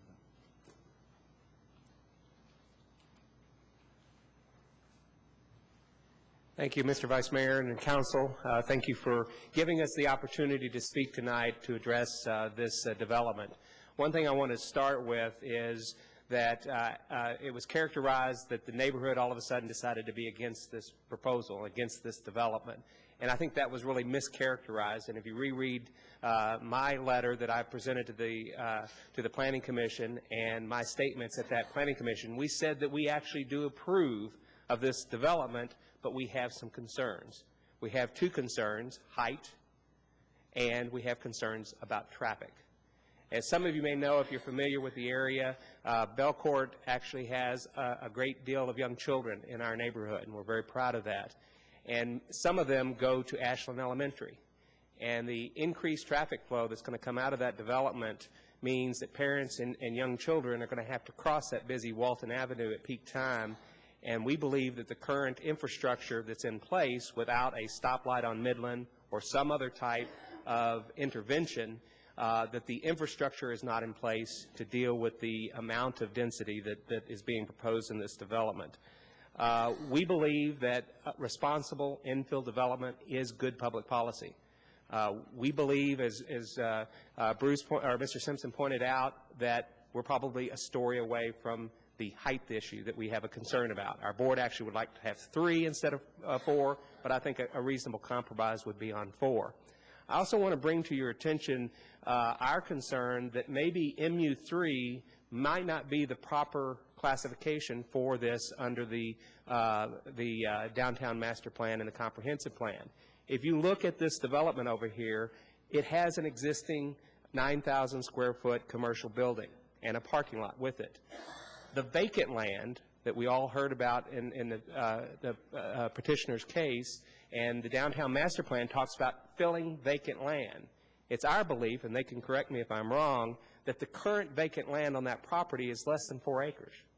If in fact that is true and my numbers are correct, then the MU2 classification would be much more appropriate and would deal with many of the problems that we have raised in terms of density. The MU2 has a 55-foot ceiling, which we believe is more appropriate for the area. I'm glad that Mr. Simpson pointed out the very exciting developments that are going on downtown, like Main and Rose. It's 4 stories tall. Some of the other examples that he showed you in his slide presentation are 4.5, 5-story tall. This, because of the underground parking that's actually going to be a part of this structure, is actually 5.5 story if you count the underground part that sticks up out of the ground. We just believe that 65 feet is too tall. We're also concerned that there's nothing in the record, to my knowledge, that any input has been provided about the impact that this will have from a historic standpoint. We only get one shot at this. If this is approved tonight, then we can't undo what started in the early 1800s is a development that's very important and special to our neighborhood. We believe that we should be cautious because, as Mr. Simpson pointed out, this is the first MU3 zone change that's going to set the precedent and set the future for responsible infill going forward in this community. I don't understand why the Planning Commission didn't seek input from your own Historic Property Division or didn't seek input from other professionals that have expertise. I don't know if anybody on the council here has historic preservation experience or not, but we believe this is a very important consideration that should be taken into account before you decide whether to approve this or not. Congress adopted the National Historic Preservation Act of 1966. And in that act, which I testified to at the Planning Commission, and I raised this issue as well as the height and the traffic, but there was no discussion. After I testified and several of our neighbors testified, 5 minutes later, the Commission voted 7-0. There wasn't even discussion. Is this an issue? Is this a concern? Should we ask legal whether or not the 1966 National Historic Preservation Act comes into play? In that particular federal statute, if federal funds are used, or if there's any federal connection, a permit, and actually US 60 happens to be, or Midland Avenue happens to be US 60. We don't know whether there's a legal connection there or a federal connection there, but I would think the law department would ought to look at that and advise you, is there a possible connection there? Some courts have held that the mere granting or approval process of a permit would put it into a federal category. Some would say if these gentlemen actually borrow any money from a bank, that would, because the bank is federally regulated, might have a federal connection. And so what we're asking the council to do tonight is to make sure that you have all the information that you need to make an informed decision. And if after that, and you've got all that information, you've got some experts in that have said this isn't going to have an adverse impact on the historic nature of our neighborhood, then we'll respect your opinion. But we don't want you to go forward and vote on something when you haven't gotten some professional input. I would like to distribute a letter that I received this afternoon.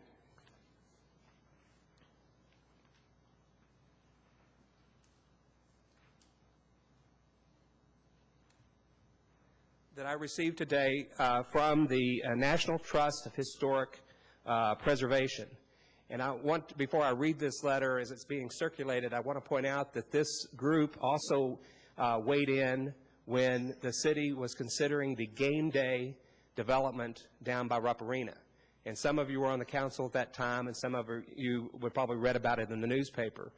But in that particular situation, there was testimony provided by Wynn Meeker of the Historic Preservation Commission that stated, and I can submit that into the record if that's the proper protocol, but in her testimony, she pointed out that the consultant hired by the group that was monitoring or that was involved in the downtown master plan development, that the consultant there said that on that corner lot, right across the street from Kincaid Towers and 22 stories, and right across the street from the Hyatt Regency, that only a 4 or 5 story development was appropriate because it was next to the historic district. Now, in this case, the property in question, the subject property, is not part of the historic district, but in fact abuts to that. And I do want to commend the developers about what they've done in terms of screening and moving the property back. They've been very responsive to our concerns. But some of the fundamental concerns of traffic and height haven't been addressed, and we believe that I want to read into the record real quickly, if I could, the key points of this letter. Mr. Simpson, I thought maybe you might. The National Trust of Historic Preservation is a private nonprofit organization dedicated to preserving America's diverse, historic, and revitalized communities. The Southern Regional Office of the National Trust serves 15 southern states, including Kentucky. However, the city of Lexington cherishes and preserves its history and understands the economic benefits of doing so. However, preserving the character of historic neighborhoods often extends beyond the neighborhood boundaries. Our office has been made aware of the LFUCG Council will be acting tonight on a proposal for a 5-story mixed-use development in Ellerslie Place to back up to Bell Court, one of your most significant historic neighborhoods. While the National Trust certainly approves of mixed-use and high-density development to check the sprawl that threatens our rural areas, there is a legitimate concern that the Ellerslie Place development is out of scale with its surroundings, and that of the increased vehicular traffic from the development would have a negative impact on Bell Court. While we do not oppose the development of the site, we do urge consideration of the final decision, and I'm going to paraphrase from here on out, as they're even willing to match a grant up to $5,000 for the city to hire an expert to come in and study this simplification. And since this decision tonight will have a precedent-setting move on the community, I would hate that 3 or 4 years from now, when this beautiful building is built and the traffic problems present themselves, that it sets this community back of recognizing that, oh, if we'd only made sure there was a stoplight, or if we'd only maybe capped it by 1 story, that we'd had the perfect example of what we need to do going forward. We believe that the wrong decision tonight could set us back in improving our community and improving the density downtown. I'm glad Mr. Simpson also mentioned Boulder, Colorado. I know that some of you actually attended the chamber trip.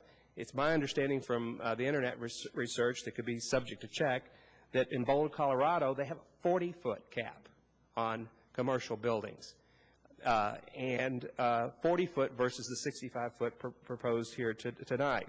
I also found last night that Marietta, Georgia, their infill plan has a 35-foot maximum when it butts up against a residential area. Salt Lake City has a 50-foot maximum height when it is next to a residential. And San Francisco on Union Street has a 2 to 3 story limit. And we believe that the designers and all the public input, the professionals that came together to develop the downtown master plan and ultimately the comprehensive plan that was finally approved, did foresee circumstances that, you needed to balance the interests of development with those of the existing neighborhoods. In fact, We believe that the development itself as it's presented is not complementary to or compatible with the existing historic neighborhood. There's also provision in there in the guidance documents that says that if you're going to deviate from the downtown master plan, that you need to consider that any destabilizing effect of the surrounding area or raise the risk of unintended precedents or threatens or compromises a historic area. I submit to this group that there's no one here, other than this one lady's letter from South Carolina, there's no evidence on the record to say this will or will not have an adverse impact. So we believe that you should vote down, or if legal will allow you, put certain conditions in there, like we do need a study before this is either finally approved or have some bearing. I'm not an attorney, so I don't know how to make all that work, but I would think you would want to have that kind of input from some professionals to address the historic considerations as well as the traffic. It's my understanding that it's traditional or appropriate for the developers to ask for a warrant study to see what the issues are relevant to a stoplight on Midland Avenue. We may or may not be able to get one there. But many in the neighborhood believe that if, in fact, you do put a stoplight there, that will mitigate a great deal of the traffic problem. Not all of it. We're not saying that it would take care of all the problem. But it is an alternative route out of the development that will allow people to turn left, to go downtown, and go to their jobs. Yes, I hope that many of the people that live in this development, because I believe it will be developed at some point in time, will walk to work. But I also know that that's still, I think, a ways away. And Mr. Fugazi pointed out that instead of 126 cars, there very well could still be 256 cars, so you can drive out to Hamburg and shop, you know, if there's not those kind of commercial developments in downtown Lexington, which we hope there will be at some point in the future.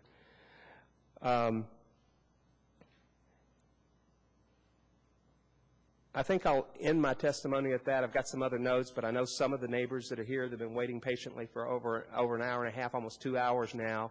I want to give them a chance to speak. I've asked those that I've actually personally talked to and worked with to try not to repeat what has already been heard, and I've tried to ask them to tell you how they feel this development is going to have on their personal life. And I believe they can do so. And I look forward to answering any questions at the end of the presentations. Thank you. Thanks, Bobby. So in the interest of so all who have signed up, if the council for the petitioner and opponent, if it's okay with you all, we'll ask for those who are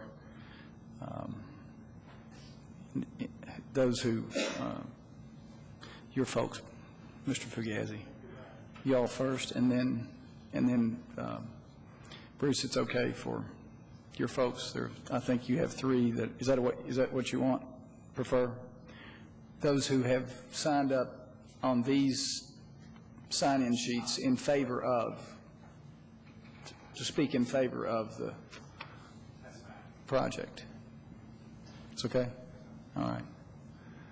Okay, those who we have here for opposing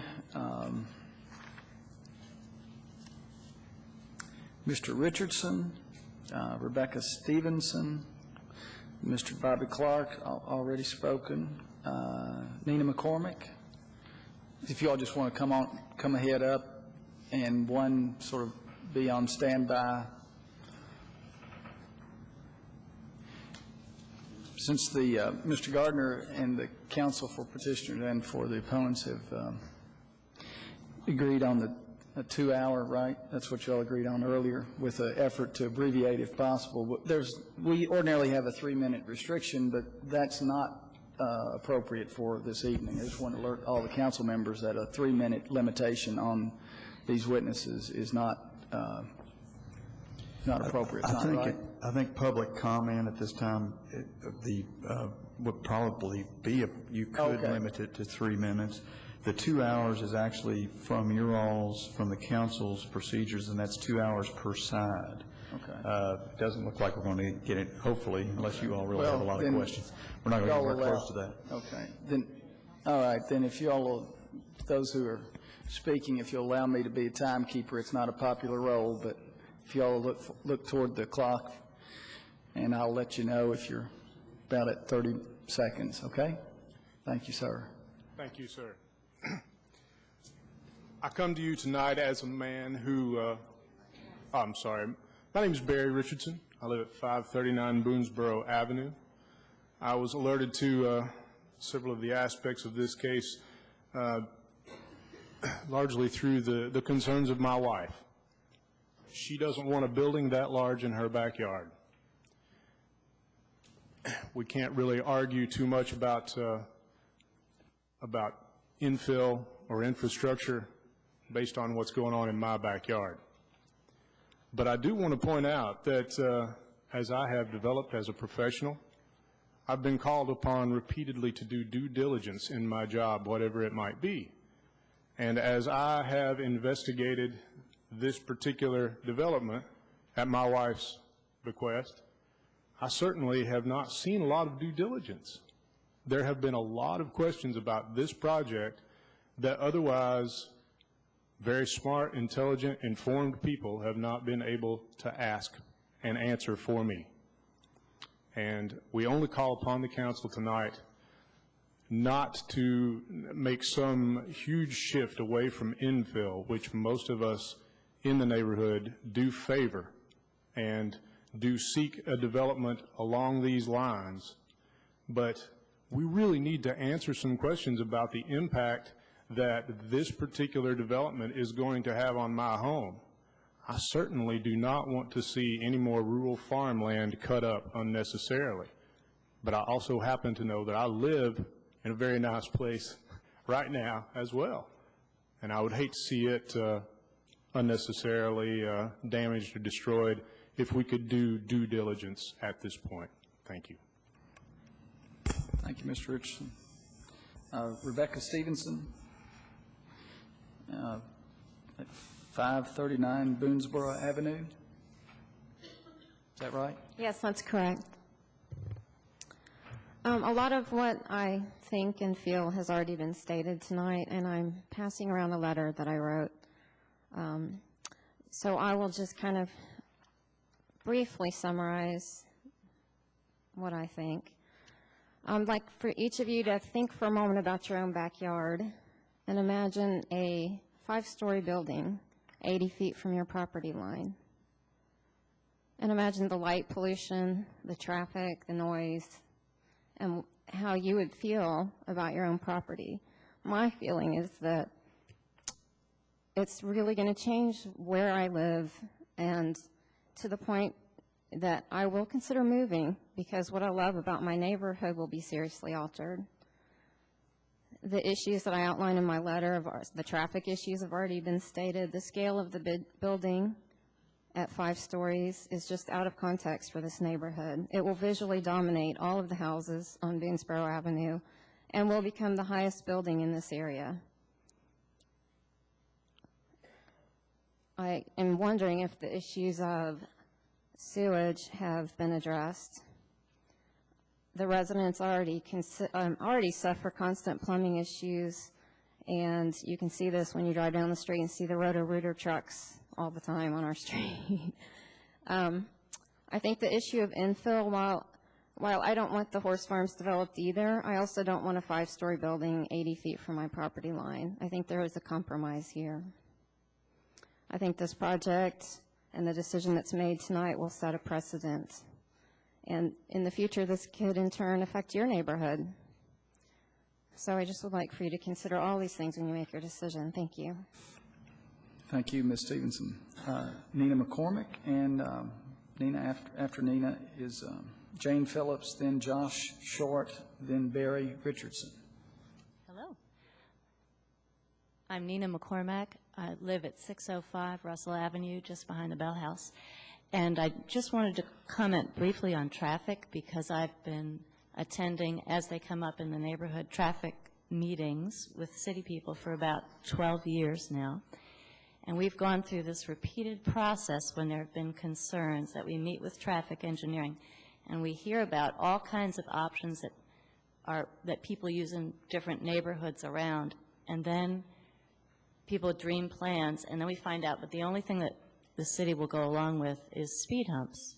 And this happened several times that we'd hear about a lot of options. And finally, because it was the only thing that was available, the neighborhood got 3 speed humps, which significantly did reduce some of the cut-through that we had at the time. But then we found out that there were people, particularly seniors, who could not stand speed humps and that was just the worst thing in some people's minds. So the neighborhood, as you've probably heard, was very divided over whether to continue with the city's traffic calming recommendations. Then we had the people come in from the UK, and there was a whole nother process and some optimism that the neighborhood could again be united on the whole thing with some creative suggestions that came from the proposal from the guys from UK. And it was very disappointing. This was the latest process that we just finished, that we found out that, well, then the Historic Preservation Board of Architectural Review didn't approve that concept, and the emergency vehicle people didn't want anything. These had devices that they weren't familiar with, even though they're used in other parts of the country, and even though they're, according to the UK experts, designed for emergency and large vehicles to go right around. So we went through a whole nother round with other experts, and again, it's seemingly that the different city departments, when they all weighed in, it was again unfeasible.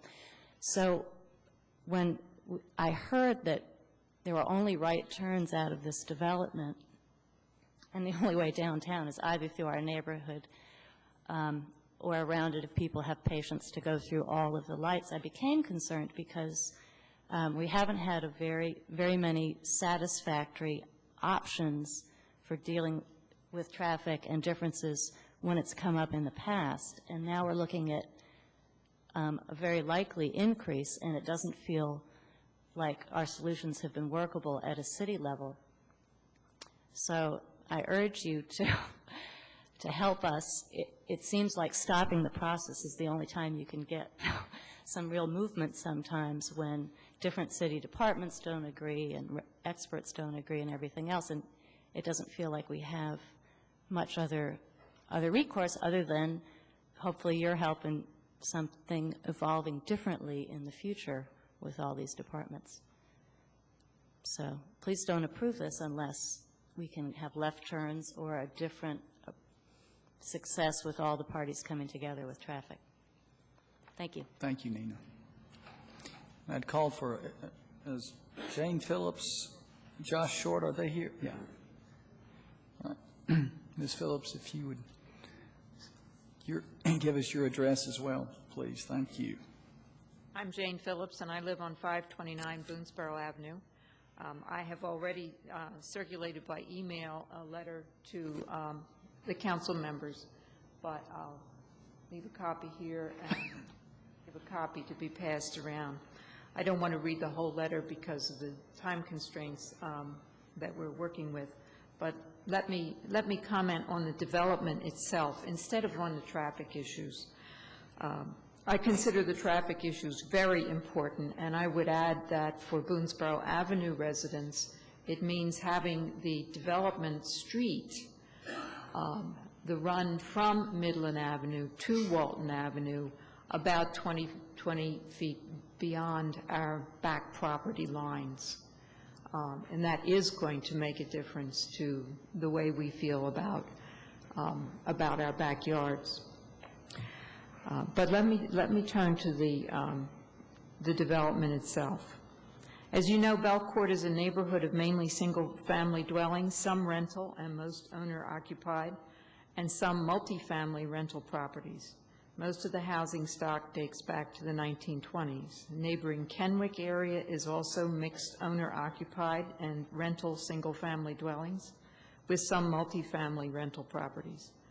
In both neighborhoods, multifamily rentals are mostly in the same general architectural range of styles as the single-family owner-occupied houses. Almost all these individual structures are 1 to 3 stories high, no higher. These neighborhoods are early suburbs of Old Lexington and exhibit many features of the time when they were built.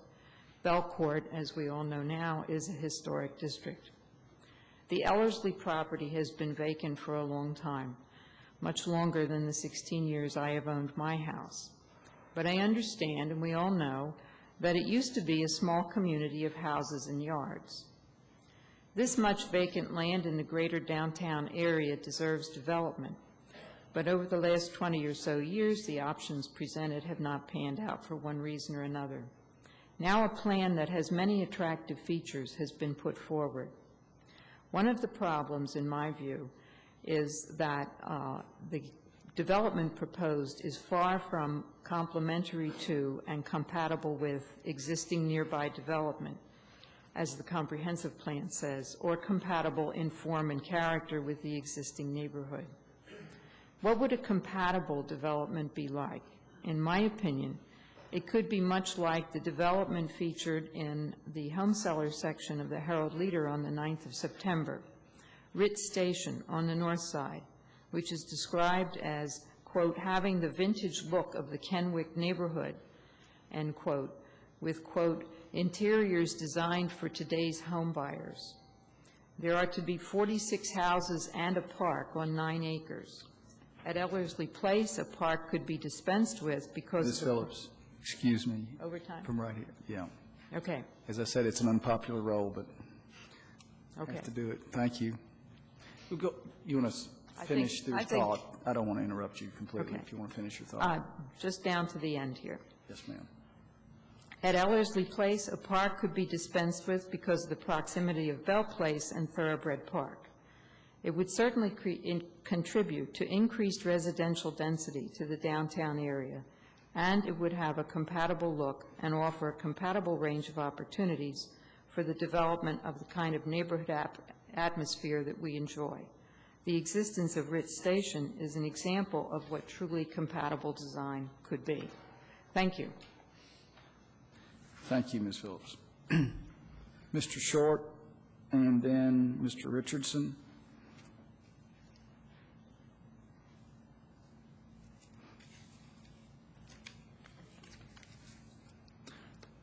Mr. Short, if I interrupt you at 30 seconds, then you'll know what it is, okay? Okay, thank you. Sir.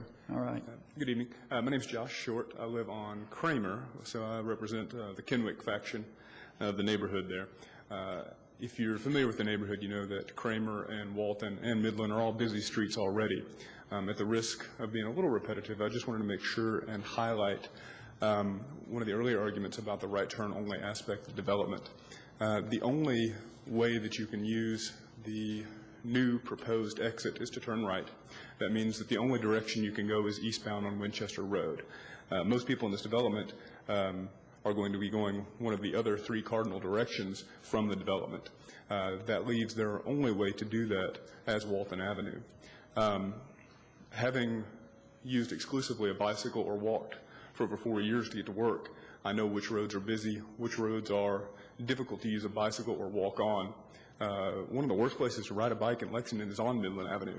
There's a bike path that comes down Winchester, but it ends. There's a bike path on Main Street, but it's not connected to the one on Winchester. So without a better solution to the exit there, their argument in favor of the people living here being the type of folks that are going to use a bicycle or walk is a bit invalid because there's not any type of infrastructure for people to use a bicycle or to walk from this development the directions that they're likely to go.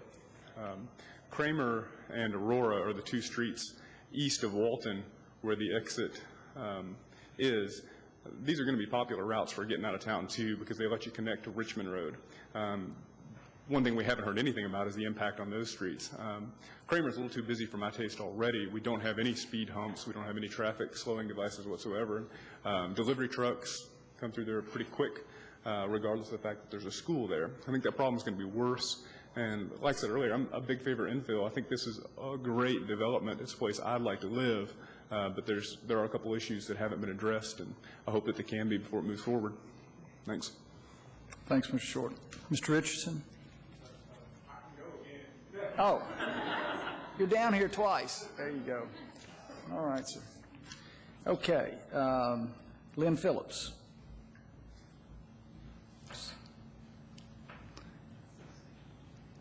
I'd like to speak in favor. Okay, Lynn. Okay. Let's, Lynn, would you mind then holding that for just a minute. Thank you.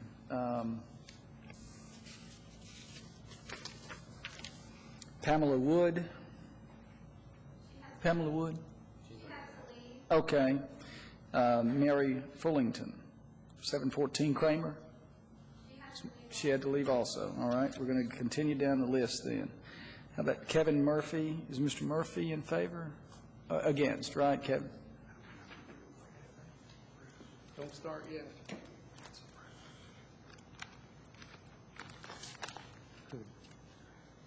Could someone hand that? Kevin, you are opposing, right? Yes, I am All opposed, right. yes. All right. My name is Kevin Murphy. I live at 141 West Bell, and I'll try to be very brief here. I testified also at the Planning Commission hearing, and I was glad to see that my letter that I cited from 2005 was pretty much reproduced verbatim in your minutes that you got from the Planning Commission meeting.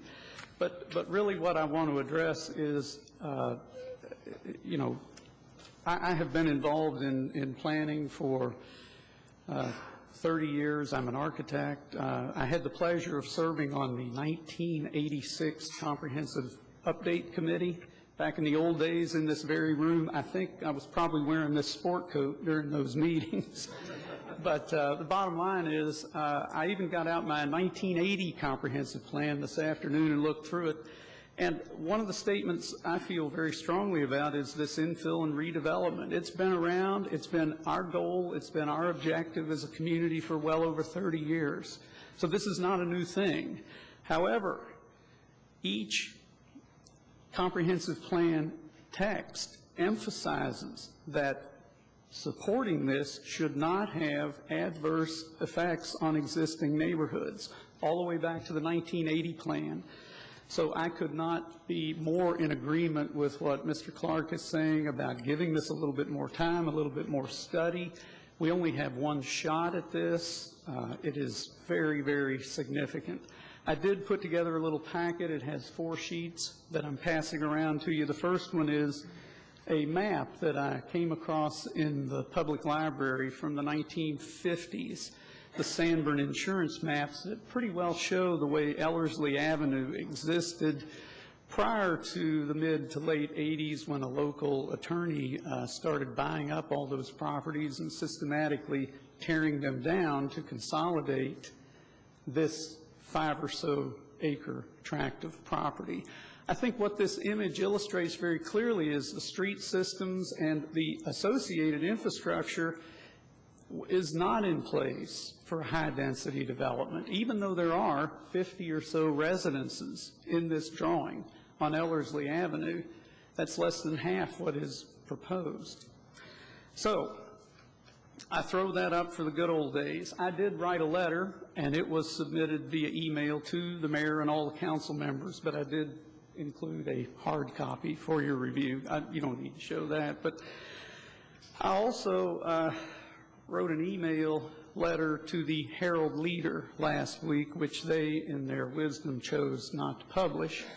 And I would like to read that to you.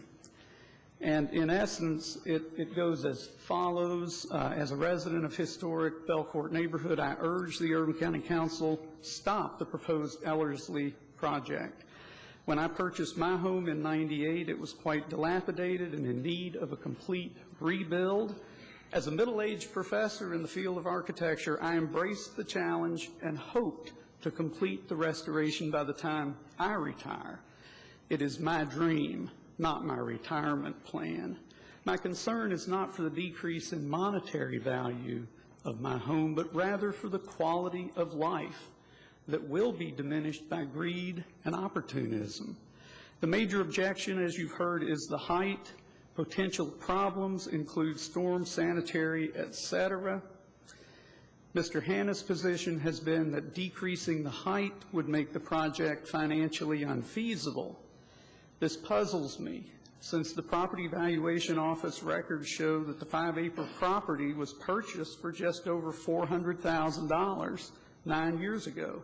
By my calculations, 126 units, averaging 800 square feet, selling for an average of $200,000 each, and costing $150 per square foot to build, will yield millions in profit. Is it infill and development or rape and plunder? You do the math. Thank you. Thanks, Mr. Phillip. Thanks, Mr. Murphy.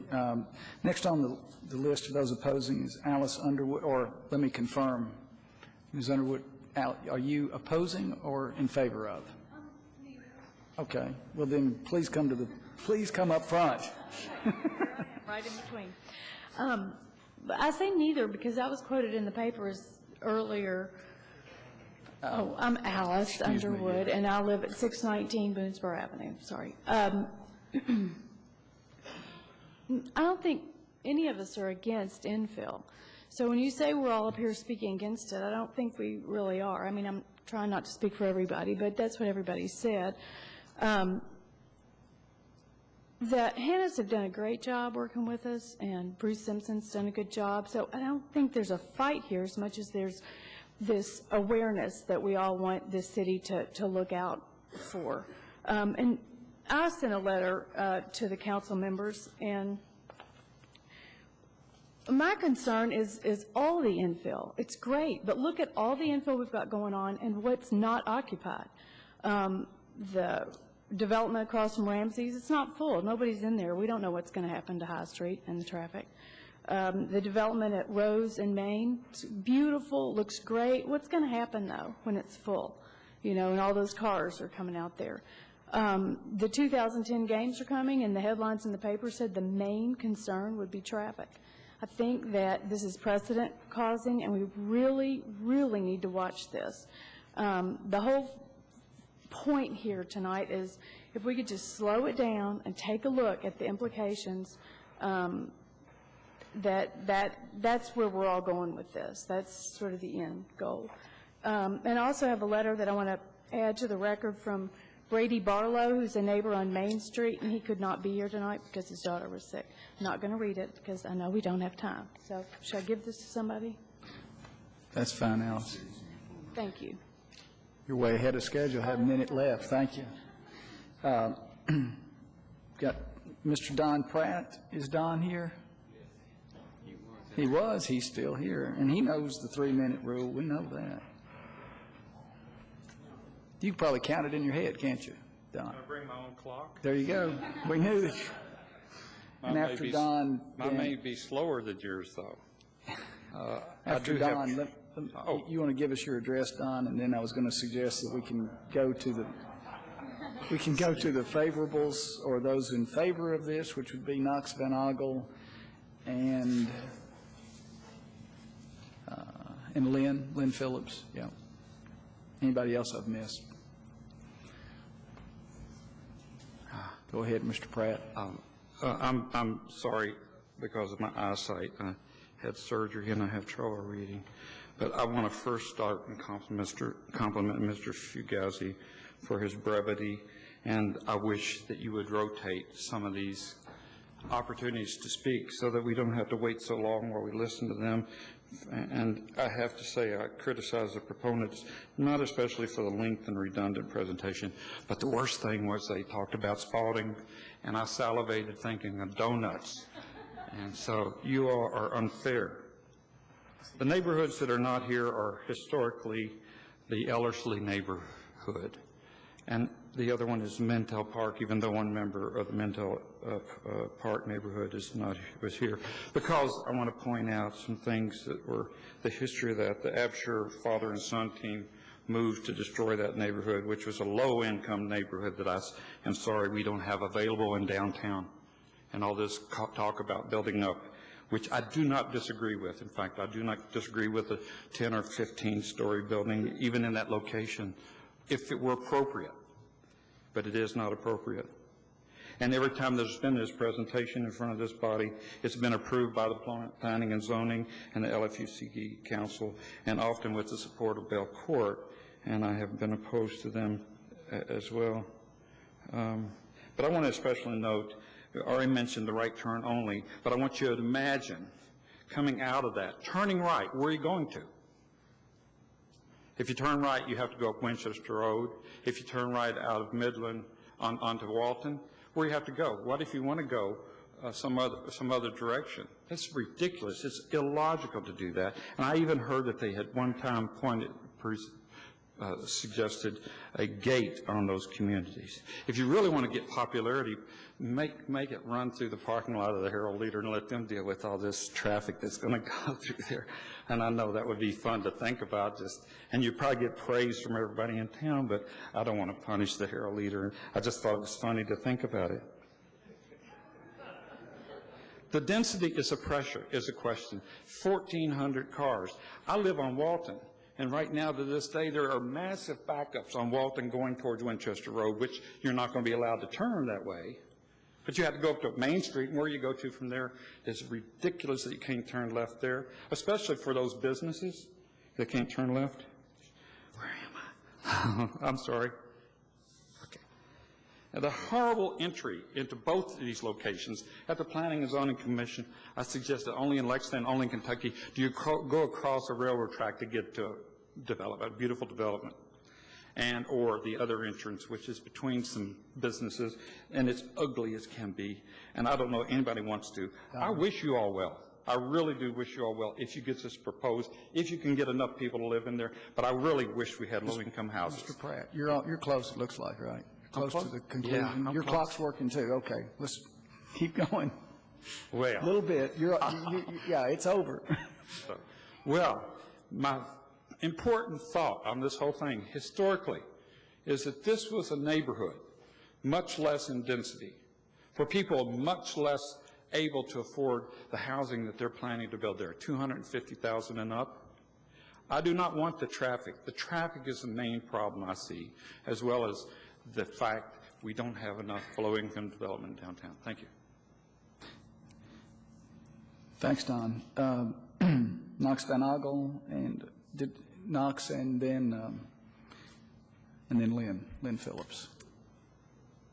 Thank you very much, and I just want to. Knox, can you give us, excuse me, Sure. your address, please? Yes, I'm here on behalf of the Fayette Alliance, and our address is 330 East Main Street. I live at 225 Chenault Road. You all have a copy of the piece that I wrote, so I will just briefly go over it very quickly. As you all know, the Fayette Alliance is a coalition of agricultural, neighborhood, and development interests whose aim is to promote urban and rural vitality in Fayette County. Conceptually, we feel that the developer's proposal here is consistent with the recommendations of the 2006 Comprehensive Plan and the Downtown Master Plan because it uses innovative infill redevelopment practices to accommodate residential and commercial growth inside the current urban services area. If appropriately constructed, this mixed-use development will secure a sustainable transition between the adjoining historic Belcourt neighborhood and the adjacent commercial corridor of Midland Avenue. This is a remarkable prospect in our downtown to dynamically grow up instead of out. Therefore, as a matter of countywide land use policy, the Fayette Alliance does support the Planning Commission's unanimous vote to approve this zone change.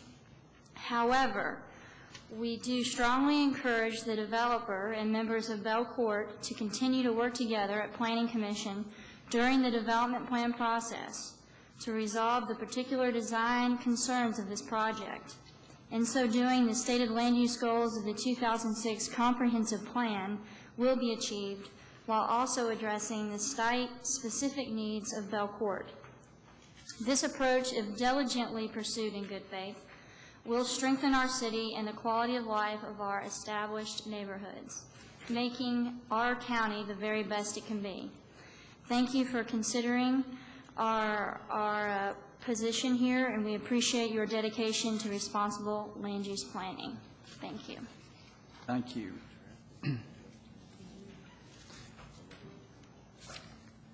Ms. Phillips and Lynn, if you'd give us your address, please. My name is Lynn Roach Phillips. I live at 720 Bullock Place. And for those of you who are unfamiliar with where Bullock is located, we're a one-way street off of Walton that connects Walton to Ashland Avenue.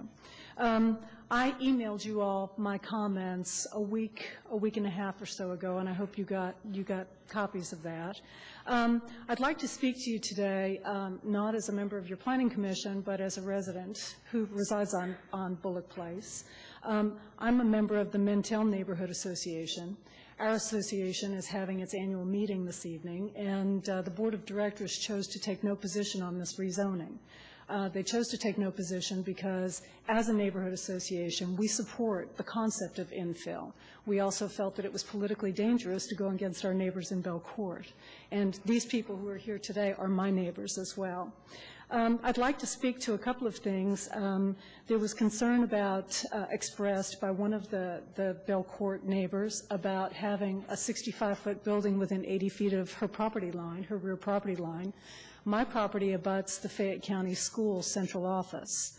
I don't know specifically the exact location of the footprint of the building with respect to my rear property line, but I would guess that it's within about 40 feet at its bulkiest, if you know what I'm saying, point.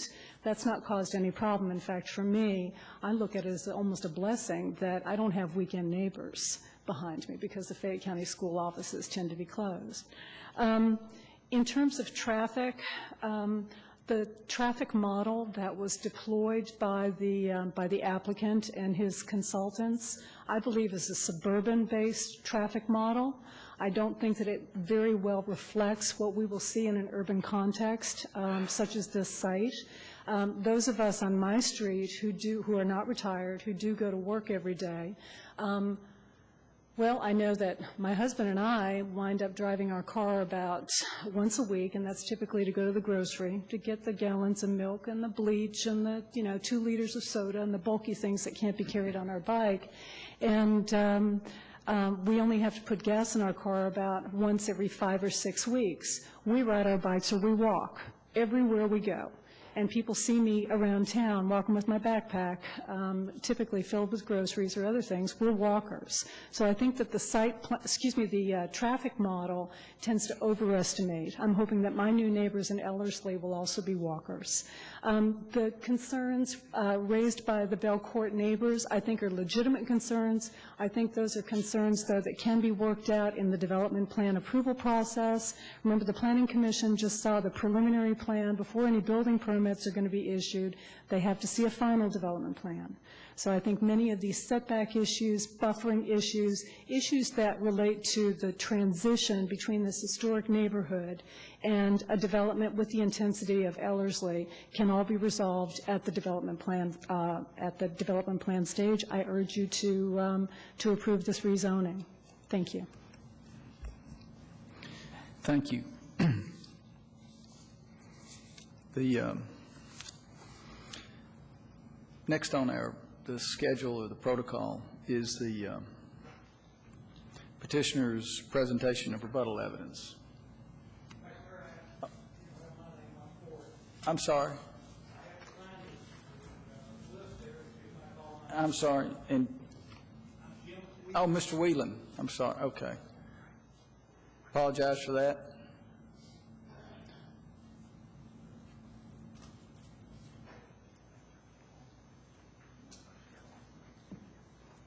Vice Mayor, Council, I'm Jim Whelan.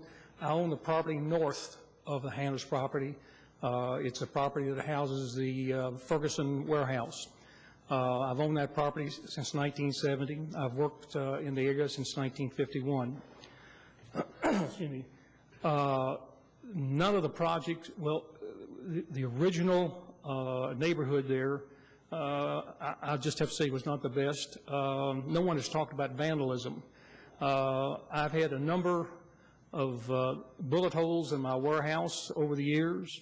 I've had my warehouse painted with different things that I've had to clean up.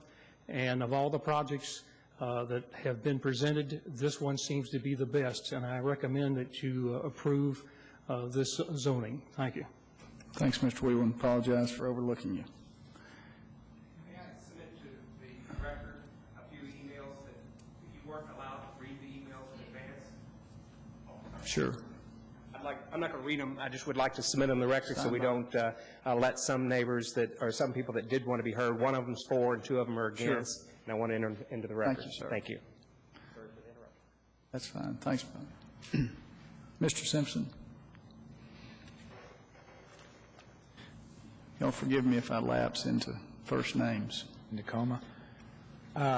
Mr. Vice Mayor, just two very quick points on rebuttal. I'll save the balance in terms of the closing, but there's been apparently a considerable amount of confusion with respect to whether you can make a left turn out of this development onto Walton Avenue, and I would just ask Mr. Sallee if he would go up to the development plan that's posted in front of the council and indicate, based upon everything that's been submitted through the process, whether anyone that's in this development that would live here, work there, visit there, if you're coming out of the development onto Walton Avenue, can you make a left-hand turn?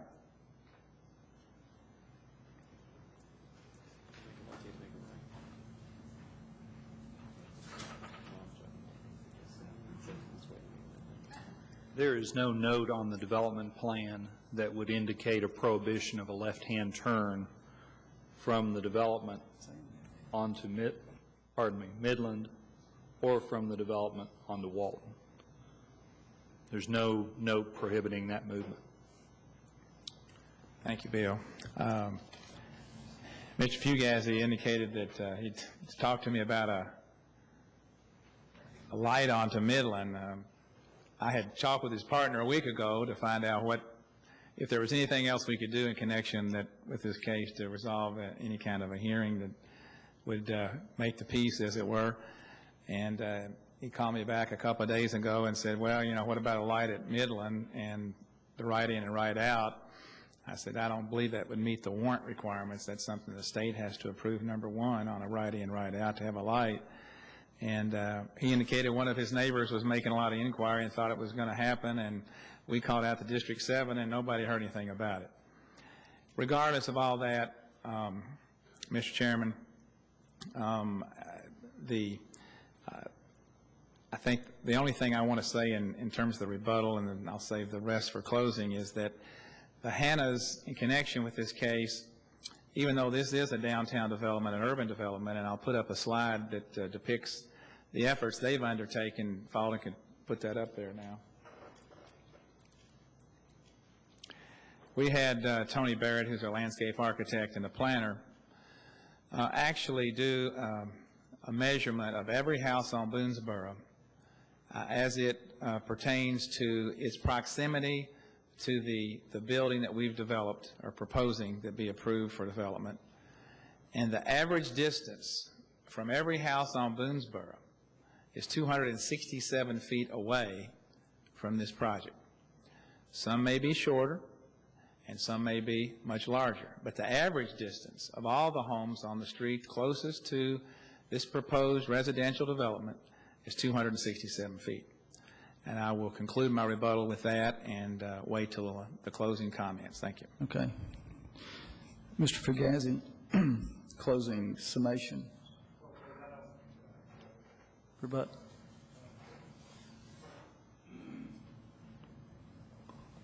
I'm not of a mind or an attitude to testify. I don't think it's appropriate. A conversation I had or didn't have with Mr. Simpson, I'm not going to cross-examine him. I don't think that's appropriate. And if he sits here in this room and tells you that right in, right out is not a fact, and that's not what was presented, that's what he's saying. And if it happens, we'll be chagrined. If it is such that this is going to be developed with traffic unable to turn left on Midland, this will be a grave mistake. The density of people, traffic, vehicles will make this transition to the neighborhood intolerable and incompatible, and I would ask you to vote this down. Thank you, sir. Okay, it's you got something, Mr. Simpson? Well, I have closing. Oh, that's right. You do have closing. Then the council gets to ask questions. I'm not going to extend my remarks any more than basically what I have said. I think Bo is confused in connection with what this development plan provides. There is clearly the opportunity to get out onto Walton and make a left-hand turn and go toward Winchester Road or Midland. The Hannas paid $62,000 so that there would be an alternative right-hand turn only access onto Midland. Now, that has been clear as a bell since we filed this development plan. Now, people have got up here and talked about there's a right-hand turn only on Walton Avenue, and that simply is not what the development plan provides, as Mr. Sally of your planning staff has confirmed. And I know that people's perception is their reality, and I have a world of respect for the people that live in Belcourt. I know many of them. And when you have a perception that you're right, there's sometimes very little that can be done to dissuade you from your belief. I appreciate that. But the facts are, with respect to traffic, as borne out by their own traffic engineer, there is no cut-through problem in Belcourt. I included a report for your review. Dr. Stamiatis is the one that pointed out that there is no traffic problem in terms of cut-through in Belcourt.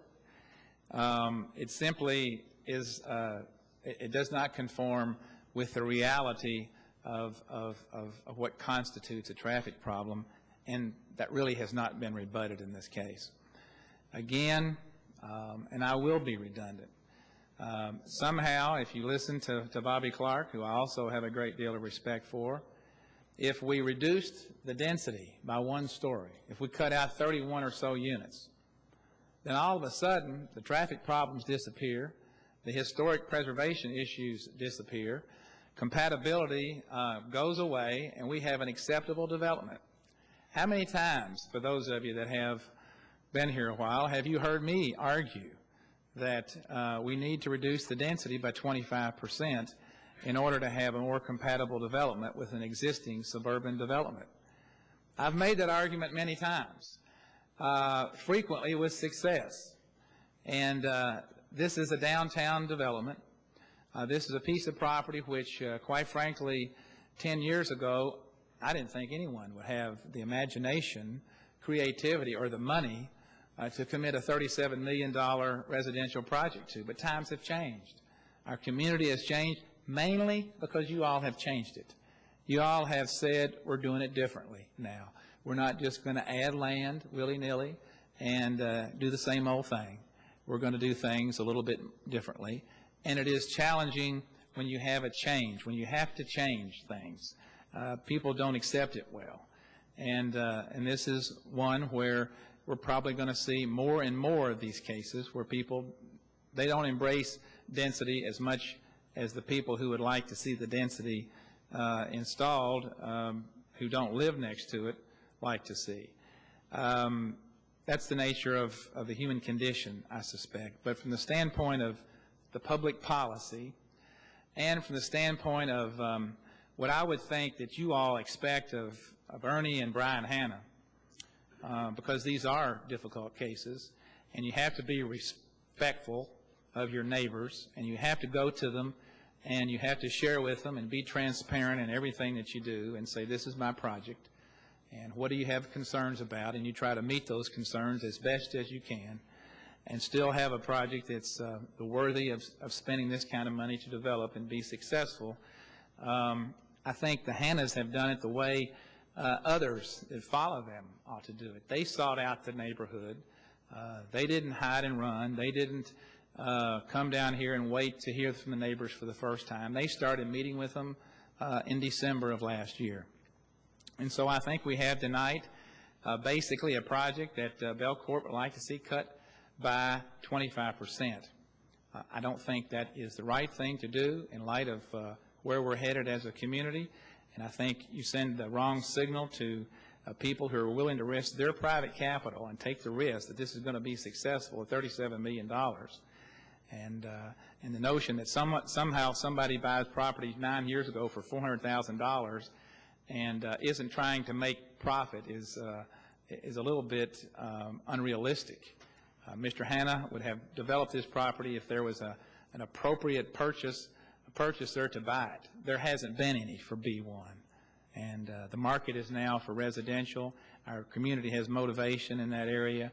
We're giving you and the community exactly in every single degree with this application, both in terms of how we approached it, how we worked with the neighbors, how we worked with the staff and the Planning Commission, and I hope how we worked with you to give you what you said you wanted. And we ask for your approval. Thank you. Thank you, Bruce. Okay, in terms of the protocol, the procedure going forward, now's the opportunity for council members to ask questions of staff and petitioner and the opponent. And then after that, we'll close the hearing and the council will vote. And before we vote, though, I'll review the procedure there. So now the floor is open for council members' comments. Councilmember DeCamp, and then Councilmember Blues and Beard. And then as you all punch the buttons, I'll call your name. Thank you, Mr. Vice Mayor. You know, this is a real problem for me personally. I spent a long time in historic preservation.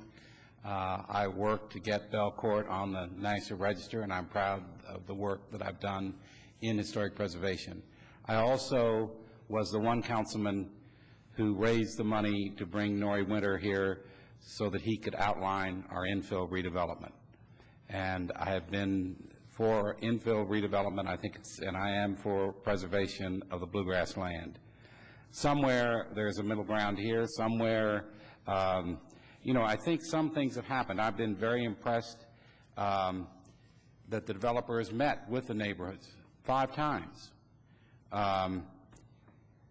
I don't, my own personal feeling, I don't think the density doesn't bother me.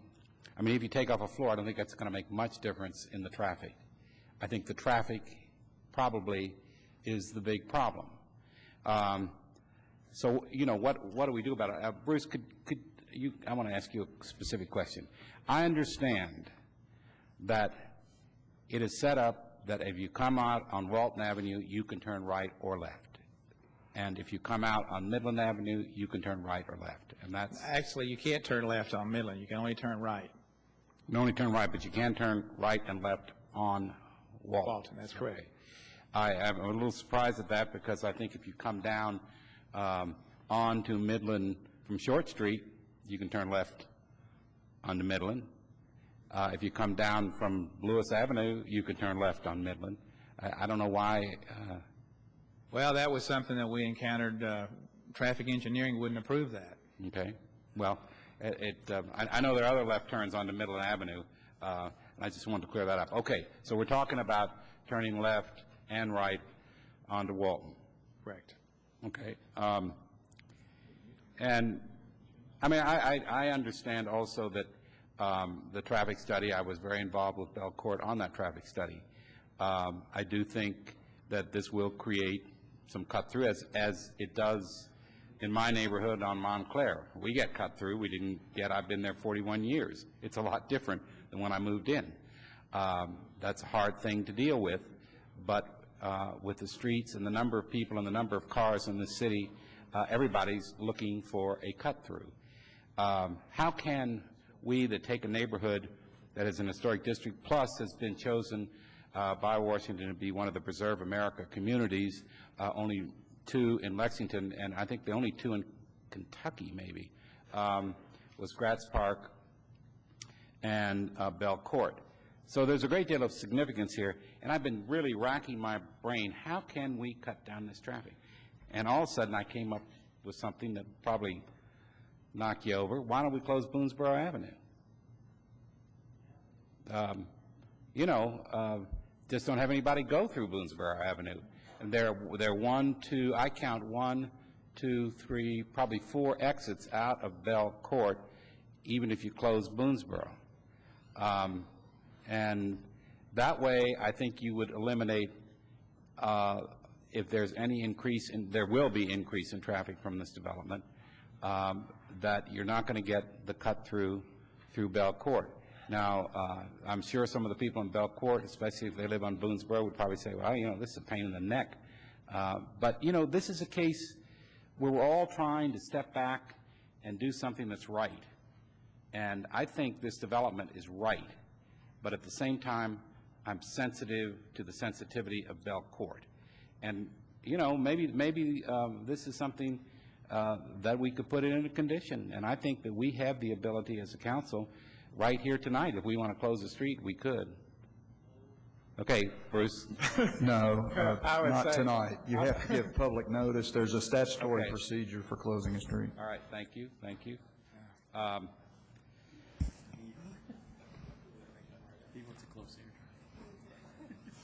Okay, well, a condition might be that we as a council would pursue through the proper process the closing of Boonesboro Avenue. And that is something that I think would, I see some nodding of heads back there. I'm not sure whether there are or not.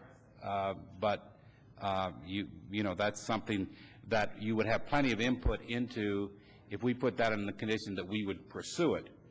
And then there, I'm afraid you can't speak. Mr. DeCamp? Yes. That's a novel condition, but I'm not sure it would be legal under the zoning ordinance for the zone change to stand or fall based on something that the council is going to pursue to some extent. I would be very concerned as whether or not that's a valid use of conditional zoning. Well, I think what we could do is not put it on as a condition, but if we got enough petitions from Belcourt to close it, I would certainly pledge to you that I would carry it forward. That's all I can say. And if it cannot be a condition on making a vote tonight, I think that's about the best I could do. Because I do think that there, as in every neighborhood, historic, not historic, there's increase in traffic because there's just more cars on the street, there are more people, and we would like to keep it down to a dull roar, and I think that might be a way of doing it, and I can't make it official, certainly tonight, as I've been told by the legal department, but it's, I think, something we should think about. Thank you, Councilmember DeCamp. Councilmember Blues? Thank you, Vice Mayor. Mr. Simpson, if I can prevent you from sitting down. I've got a couple of questions. Let me start with economic viability. I noticed that's not defined in, you know, as you use that term. And now, Mr. Murphy made some attempt on that, and he said, you know, there would be plenty of profit for the owner here. How is this economic viability defined and put into the calculations as you decide on numbers of units and so forth? Well, number one, whether or not you make a profit is an irrelevant consideration in any kind of zone change from a legal standpoint. Mr. Murphy alluded to the fact that Mr. Hanna could, his development cost be $150 square foot. I would suggest to you that might work in suburban Fayette County. It will never work in downtown Lexington. The cost of developing property downtown is many times greater. I mean, it's $240 a square foot on the average nowadays to build downtown. So, you know, the economic viability is really, in my judgment, it's relevant to the applicant. He has to get enough units to justify the risk and the expenditure of building this project. If it's going to be a low-density project, he's simply not going to get enough return on what it's going to cost him. There is an economies of scale of being able to recapture the return on investment if you build more units on the same property. But, you know, at the end of the day, that really is not even a legally permissible consideration in any kind of zone change. You want the fellow to be successful. We want to have density. We want to have high quality. And the Hannas have demonstrated an exemplary track record of doing just that. So they bring to the table a resume that is made to order for a project like this, but without the density, it simply will not work. I've got a question about the crane. Yes, sir. The view from the crane? Yes, sir. What's the view of the crane from the ground? The view of the crane from the ground? From the ground from the Boonesboro residence side. Does it loom, or? There were only 3 lots. I think there's 21 lots on Boonesboro, which didn't have every lot. When Bobby Clark and I went over there, there's probably an average of 12 to 15 feet in height of screening. It's all on the Hanna side of the property, and it goes about 15 feet deep on the Hanna side of the property. Except for those 3 houses, everybody else has really tall trees above 55 feet. I mean, you cannot see that crane. Bobby and I could not take a picture of it. There were 3 houses where you could. And as I mentioned, the average distance from every house on Boonesboro to the building is 267 feet. It's almost a football field in terms of the average distance. Now, it's true they're closer houses, and we've tried to mitigate as much as we can with the pine trees, but quite frankly, this is an urban environment, and I almost think that that's not even appropriate. But we wanted to be good neighbors, and so we committed to the 10 to 12-foot trees, 10-foot on center, and we pushed the building back between 30% over the minimum setback requirement up to almost 95% of the setback minimum. So we were well in excess of what your all's ordinance requires us to be in terms of putting the building back away. We can't go back any further than we are. And then we shaped it like a horseshoe so that most of the open space is facing toward Bell Court. It's not right up on the property line. All right, thank you. And I have a question for Mr. Clark. And Councilmember Blues, let me intervene for just a second just to explain. And Bobby, I think you can answer this while you're answering Councilmember Blues' question. Bobby wrote me a note which said, can I respond to Bruce Simpson's comments in his closing that referenced my name in connection with the traffic study? And I'd stood up before my attorney told me that that was probably not an appropriate way to handle that. My question is this. Yes, sir. When you were speaking earlier, you suggested that the council, before making any final decision on this matter, look into the compatibility of the project with the neighborhood in terms of the historic designation. I'm wondering why the neighborhood association didn't do that. I mean, if that is a concern, and as you were preparing for your discussions with the developer and the applicant and planning commission, us, and so on, why you didn't see that as pretty much your obligation? We raised this issue at the planning commission meeting when this came before the council, when I testified regarding our concerns regarding the National Historic Preservation Act.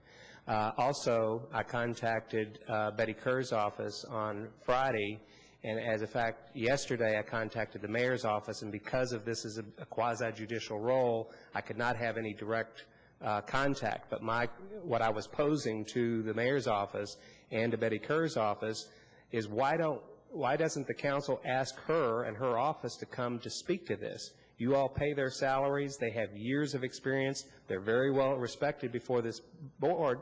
But because it's not in her jurisdiction, this is in the planning side, no evidence has been entered into the record that addresses compatibility. So as a layperson, as a citizen, I did the research on the Internet. We later engaged council several weeks after the planning, or actually a couple months after the planning commission, and it wasn't until the last few days that we realized that there was, in the downtown master plan and the comprehensive plan, it states that a development should consider and make sure that it doesn't have an adverse impact on the historic property. So the question is it our role as a neighborhood to spend money on a consultant or a professional, or why can't we tap the expertise that we pay our tax dollars for to get them to advise you on what is or isn't a good idea as it relates to the historic impact? And I'd like to, if I may, is to respond briefly to Mr. Simpson closing.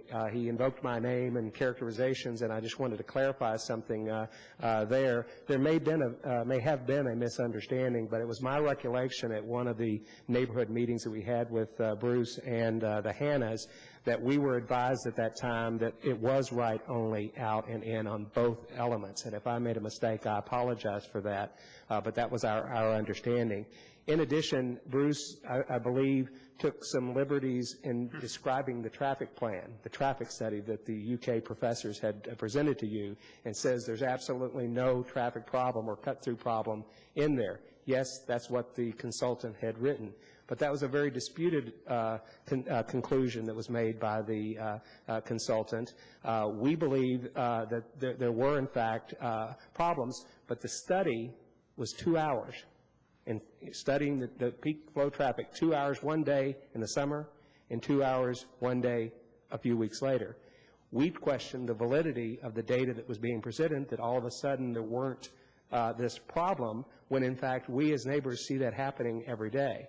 And with this proposed development, even with the left out of Walton, you're still going to see those that want to go downtown. Yeah, they can go out of Walton and go to Winchester Road, take a right, hit another light, and then come downtown. It's still going to be more convenient for them. The other thing that Mr. Simpson did not share is that their own traffic study showed there would be a 60 to 90-second time savings by cutting through Boonesboro and going through Belcourt versus waiting at the Walton light. So what we're suggesting is that you delay this decision or at least delay the decision tonight for 1 week. I think we're within the 90-day rule of the Planning Commission. That would give the council a chance to ask their Historic Properties Division what they think about this development, and then come back here next Thursday or next Tuesday or whatever that date is and say, we've heard about it, we considered it, but we decided yay or nay that was relevant. But right now, you don't have any testimony in the record about what the possible adverse impact is to our historic neighborhood. Thank you very much. But we are faced with making a decision tonight.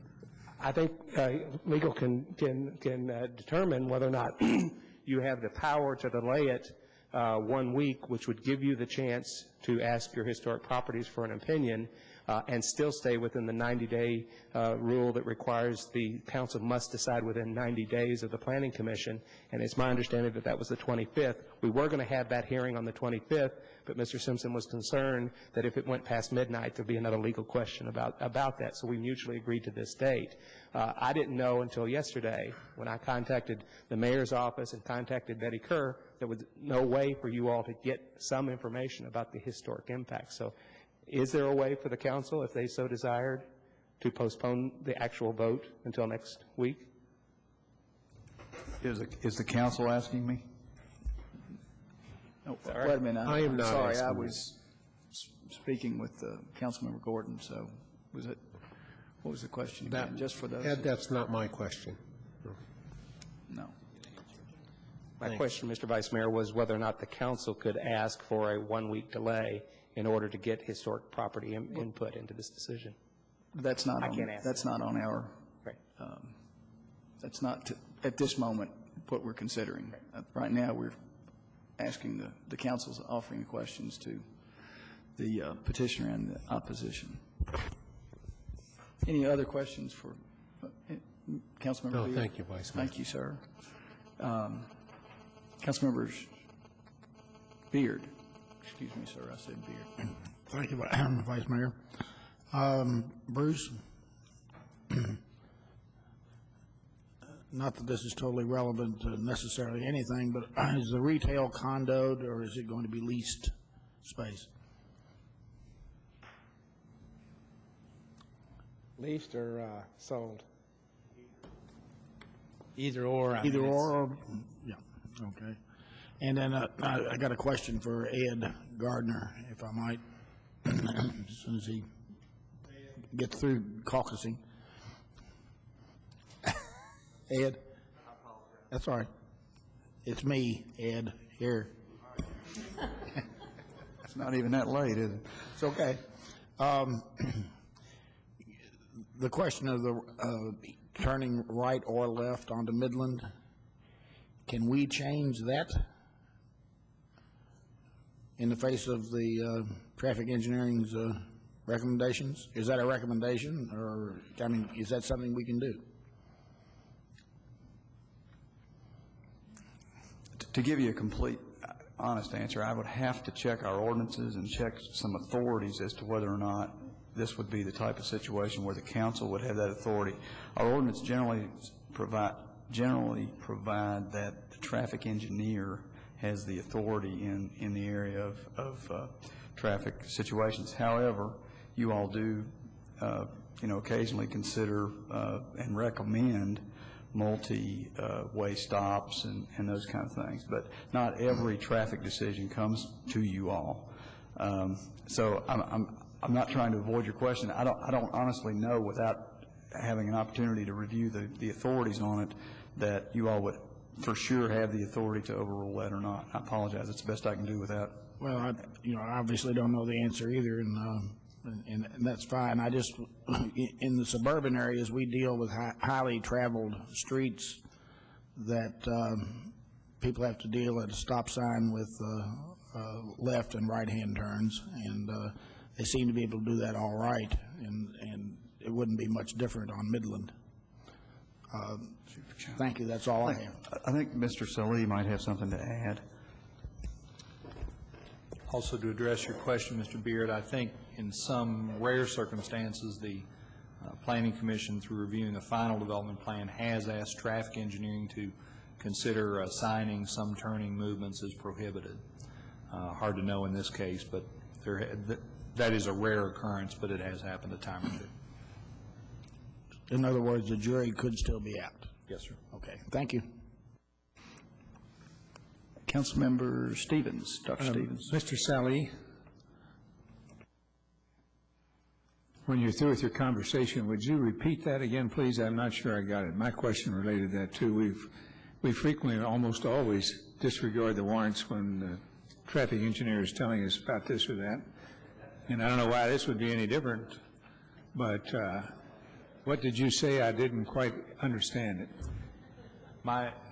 My recollection is a time or two, the Planning Commission, through approving different development plans, has requested traffic engineering to prohibit some turning movements or recommend that they, sign no left turn, no right turn.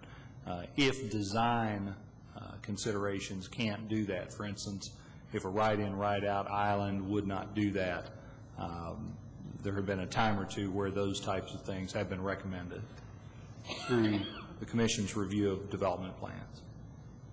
It just seems that it's part of the ordinance that they're proposing, and if we want to amend it, we can. So that was my question. Thank you. Thank you, Dr. Stevens. Councilmember Blevins, and then Councilmember James. Thank you, Vice Mayor. As I see this, we've got it down to two things, the height of the buildings and the traffic issues. So I want to take those in order. Mr. Barrett, could I have you come to the microphone in your landscape architect capacity, please? Sir. What would you say is the height of a mature deciduous tree? Anywhere from 12 feet to 85 feet, So, depending on the species. Yeah, that's what I'm looking for, 60 to 85 feet for a truly full-grown tree. Potentially, yes. Okay, the reason I'm asking is I'm trying to get an idea of how big 65 feet is. So it's about the height of a mature deciduous tree. Would you say that's a fair assessment? It's fair, yes. Thank you. That's all I needed. I'm not an architect, and I rely heavily on the staff notes, and the chair of the Planning Commission, in fact, is an architect. So I have to rely on them to understand what's reasonable in terms of transition from a housing development to something else. And as far as I can understand, it seems to me what we're being told is that this is an allowable transition, a 65-foot transition. I don't see that we're going to come to good terms here no matter what we do, because anything greater than 0 becomes an encroachment. If it's 1 story, it looks bad. If it's 2, it's worse. 3, it's worse. 4, it's worse. 5, it's worse. It really doesn't matter. So I'm not sure what to do with that other than follow the direction of the architects and the planning folks who know a lot more about this than I do. That's where I'm going to come out there. On the traffic issue, I wanted to sort of reason out how I'm looking at this. The first one is, I don't see the traffic issue as within the Belcourt neighborhood as the problem. The traffic study that was done, I realize, may have been flawed, but I think it does give us an indication that cut-throughs aren't as great a problem as perhaps the neighborhood thought. And in fact, the speeding problem may be due to some of the people sitting in this very room. So I don't see the traffic problem within it. I do, however, see the traffic problem around and near the neighborhood. And I see this same problem everywhere we're going to do infill, and I don't know how to solve it. You go from huge tobacco warehouses on South Broadway, for example, and suddenly put big developments there, it can only cause problems. There's just no doubt. You go from a huge building that had no cars to a bunch of cars. That's common sense. So I'm not sure what to do there, except that I'm now viewing this a little bit differently. I think we have to gamble, and this is the gamble. In the downtown situation, there is a movement in our country towards walking, riding bikes, and now with all the global warming and issues like that, smaller cars.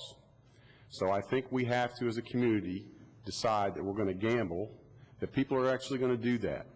They're going to get smaller cars and they're going to bike and walk like we think they're going to do it. If I'm wrong, then we've gambled as a community, not just in this development, but every other infill development we do, especially the tall ones that have more density. If I gamble wrong, however, in this case, I still have 2 options as I see it. Traffic engineering is tasked with making sure that traffic flows in our community. If we put this development in and we're all wrong, I'm wrong, I'll just blame it on myself. If I'm wrong and there's more cars and traffic really does become an issue, there's 2 options we still have. We can come back and put in a light at Midland. It's still available to us. It doesn't go away just because we approve or disapprove this tonight. Secondly, we have the option of closing Boonesboro. I think that's a great idea, Mr. DeCant. We have that option available to us as well. I would say this, though, as a caution to my council members. Legislating traffic engineering via zoning law is probably not the best way to go about it. We either vote this up or down based on what you think, and then let traffic engineering do their jobs appropriately, because who knows what will occur later on after this is long done and we have other developments around in the neighborhood in other areas. They may force other traffic decisions, and I'd hate to have it in the zoning law to force us to do it one way. So thanks, that's all I had. Thank you, Councilmember Blevins. Councilmember James. Thank you, Vice Mayor. I guess I just have a couple of comments. One of my concerns is the traffic as well. I travel this area quite frequently. My son attends Ashley Elementary, and I come from 3rd Street, Winchester Road, and turn on Walton. I'm very concerned about the traffic in that area. And I don't know, and maybe Bill Salih, maybe you can answer this, but is there a turning lane, an identified turning lane, if one were to choose to turn left out of Ellerslie onto Walton to get to Winchester Road to go east or to go west? Is there a middle lane that's designated? Leaving the site to turn left on Walton? Yes. Just a moment, let me check the development.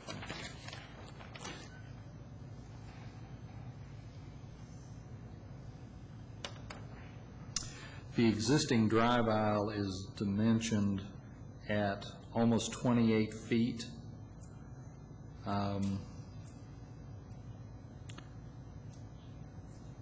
That's probably not 3 lanes. That's probably just shy of being wide enough for 3 lanes, thinking 2 out, 1 in.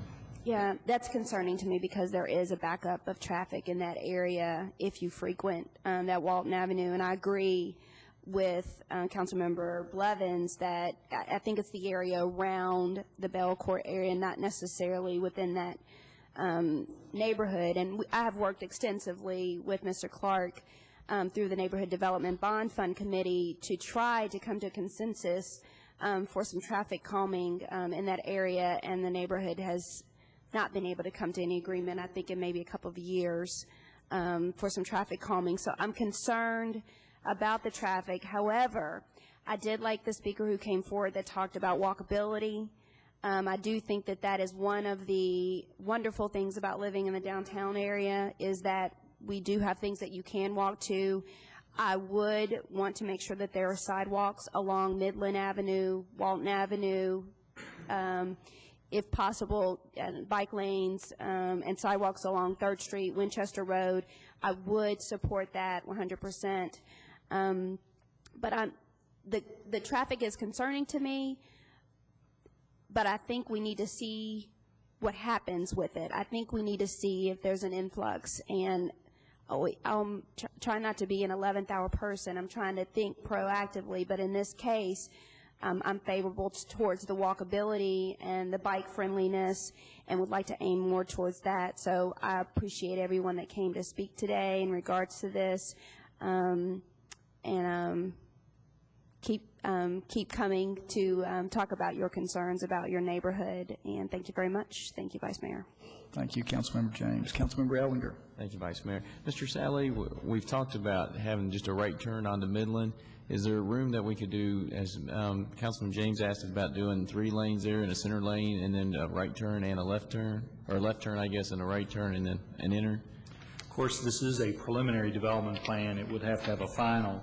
The current access there, apologize for the noise,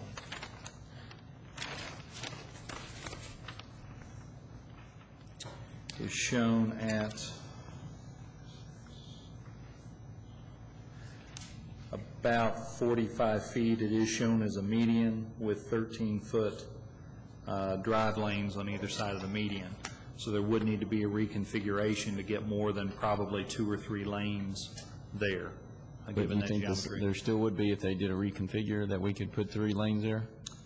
Narrowing the median, pushing the sidewalks closer to the curbing, yes. I think the room in that sliver is probably there for 3 lanes. Because I think that's a big issue for the neighbors, is being able to make that turn and for traffic. And I think that'd be a big issue I think this council needs to address here, is when we look at this issue.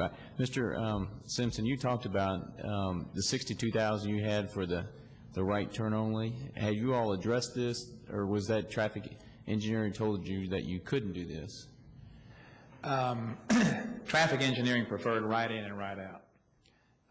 The payment by the Hannas of the $62,000 was to enhance the appeal of their development by having other access, also in deference to Bell Court. But really, you know, this is a preliminary. When you file a zone change from the development plan standpoint, it's a conceptual kind of plan.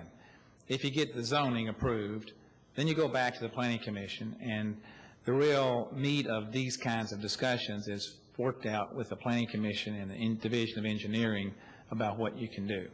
And it's premature at this point to get into it because you don't know if you're going to get the zoning approved. But you spend a lot of time working with the staff, working the Transportation Division of Engineering on what you can do in terms of ingress and egress onto Midland.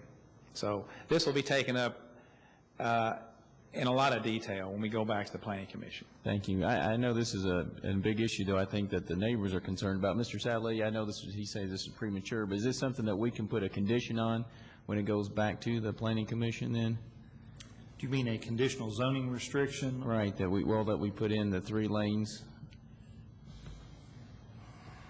to have a left turn and a right turn, because I think that's a big issue for this community. And You're limited through conditional zoning to use and buffering, and it looks like the only possibility were if that were construed as a use, since this doesn't involve landscaping.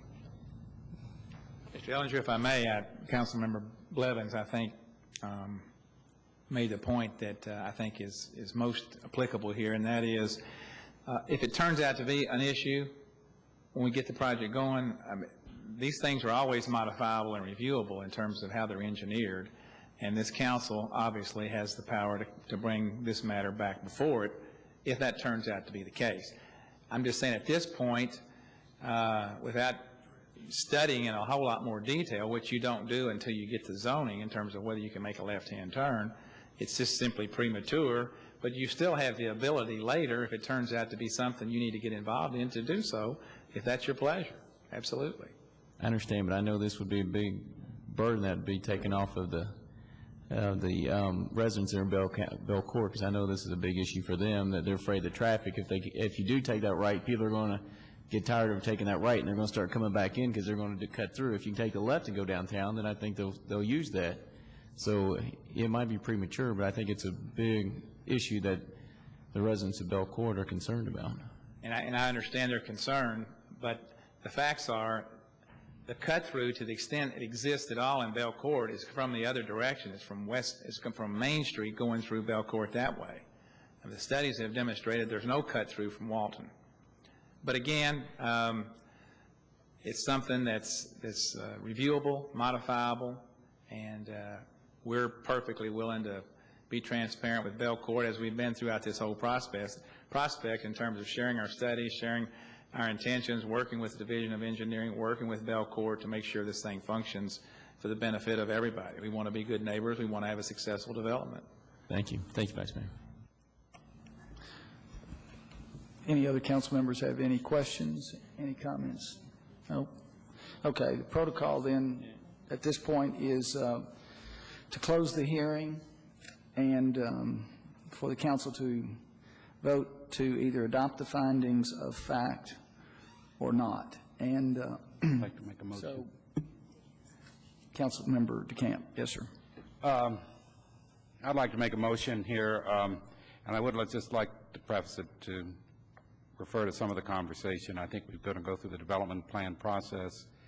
I think the developer has been very transparent with the neighborhood and will continue to be, and there are opportunities to view such things as closing Boonesboro.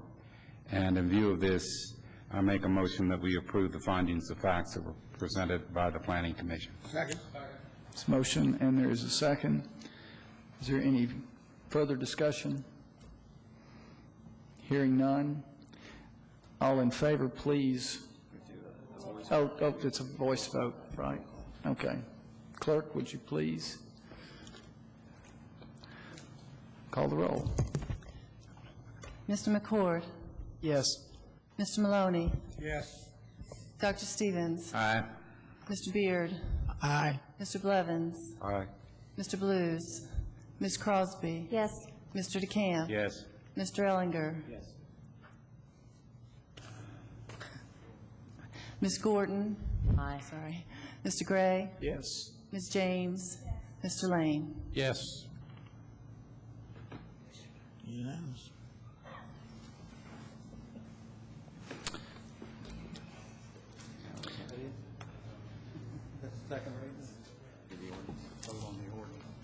Need to read the ordinance now. She's read it, just need to vote on it. So we need to vote again. Roll Yes, call. those findings have been adopted. Now you need to a roll call vote on the ordinance, on a motion to approve the ordinance. I make the Everybody clear motion on that we approve the ordinance as presented by the Planning Commission. Motion second to approve the ordinance as presented by the Planning Commission. All in favor, no, well, roll call rather. Madam Clerk.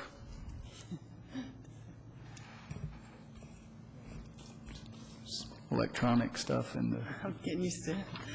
Mr. McCord? Yes. Mr. Maloney? Yes. Dr. Stevens? Mr. Beard? Aye. Mr. Blevins? Aye. Mr. Blues? Yes. Ms. Crosby? Yes. Mr. DeCamp? Yes. Mr. Ellinger? Ms. Gordon? Aye. Mr. Gray? Ms. James? Ms. Lane? And are you able to vote, or is it, I'm sorry? Yes. I'm sorry, I didn't press the start. If you don't mind pressing the buttons now.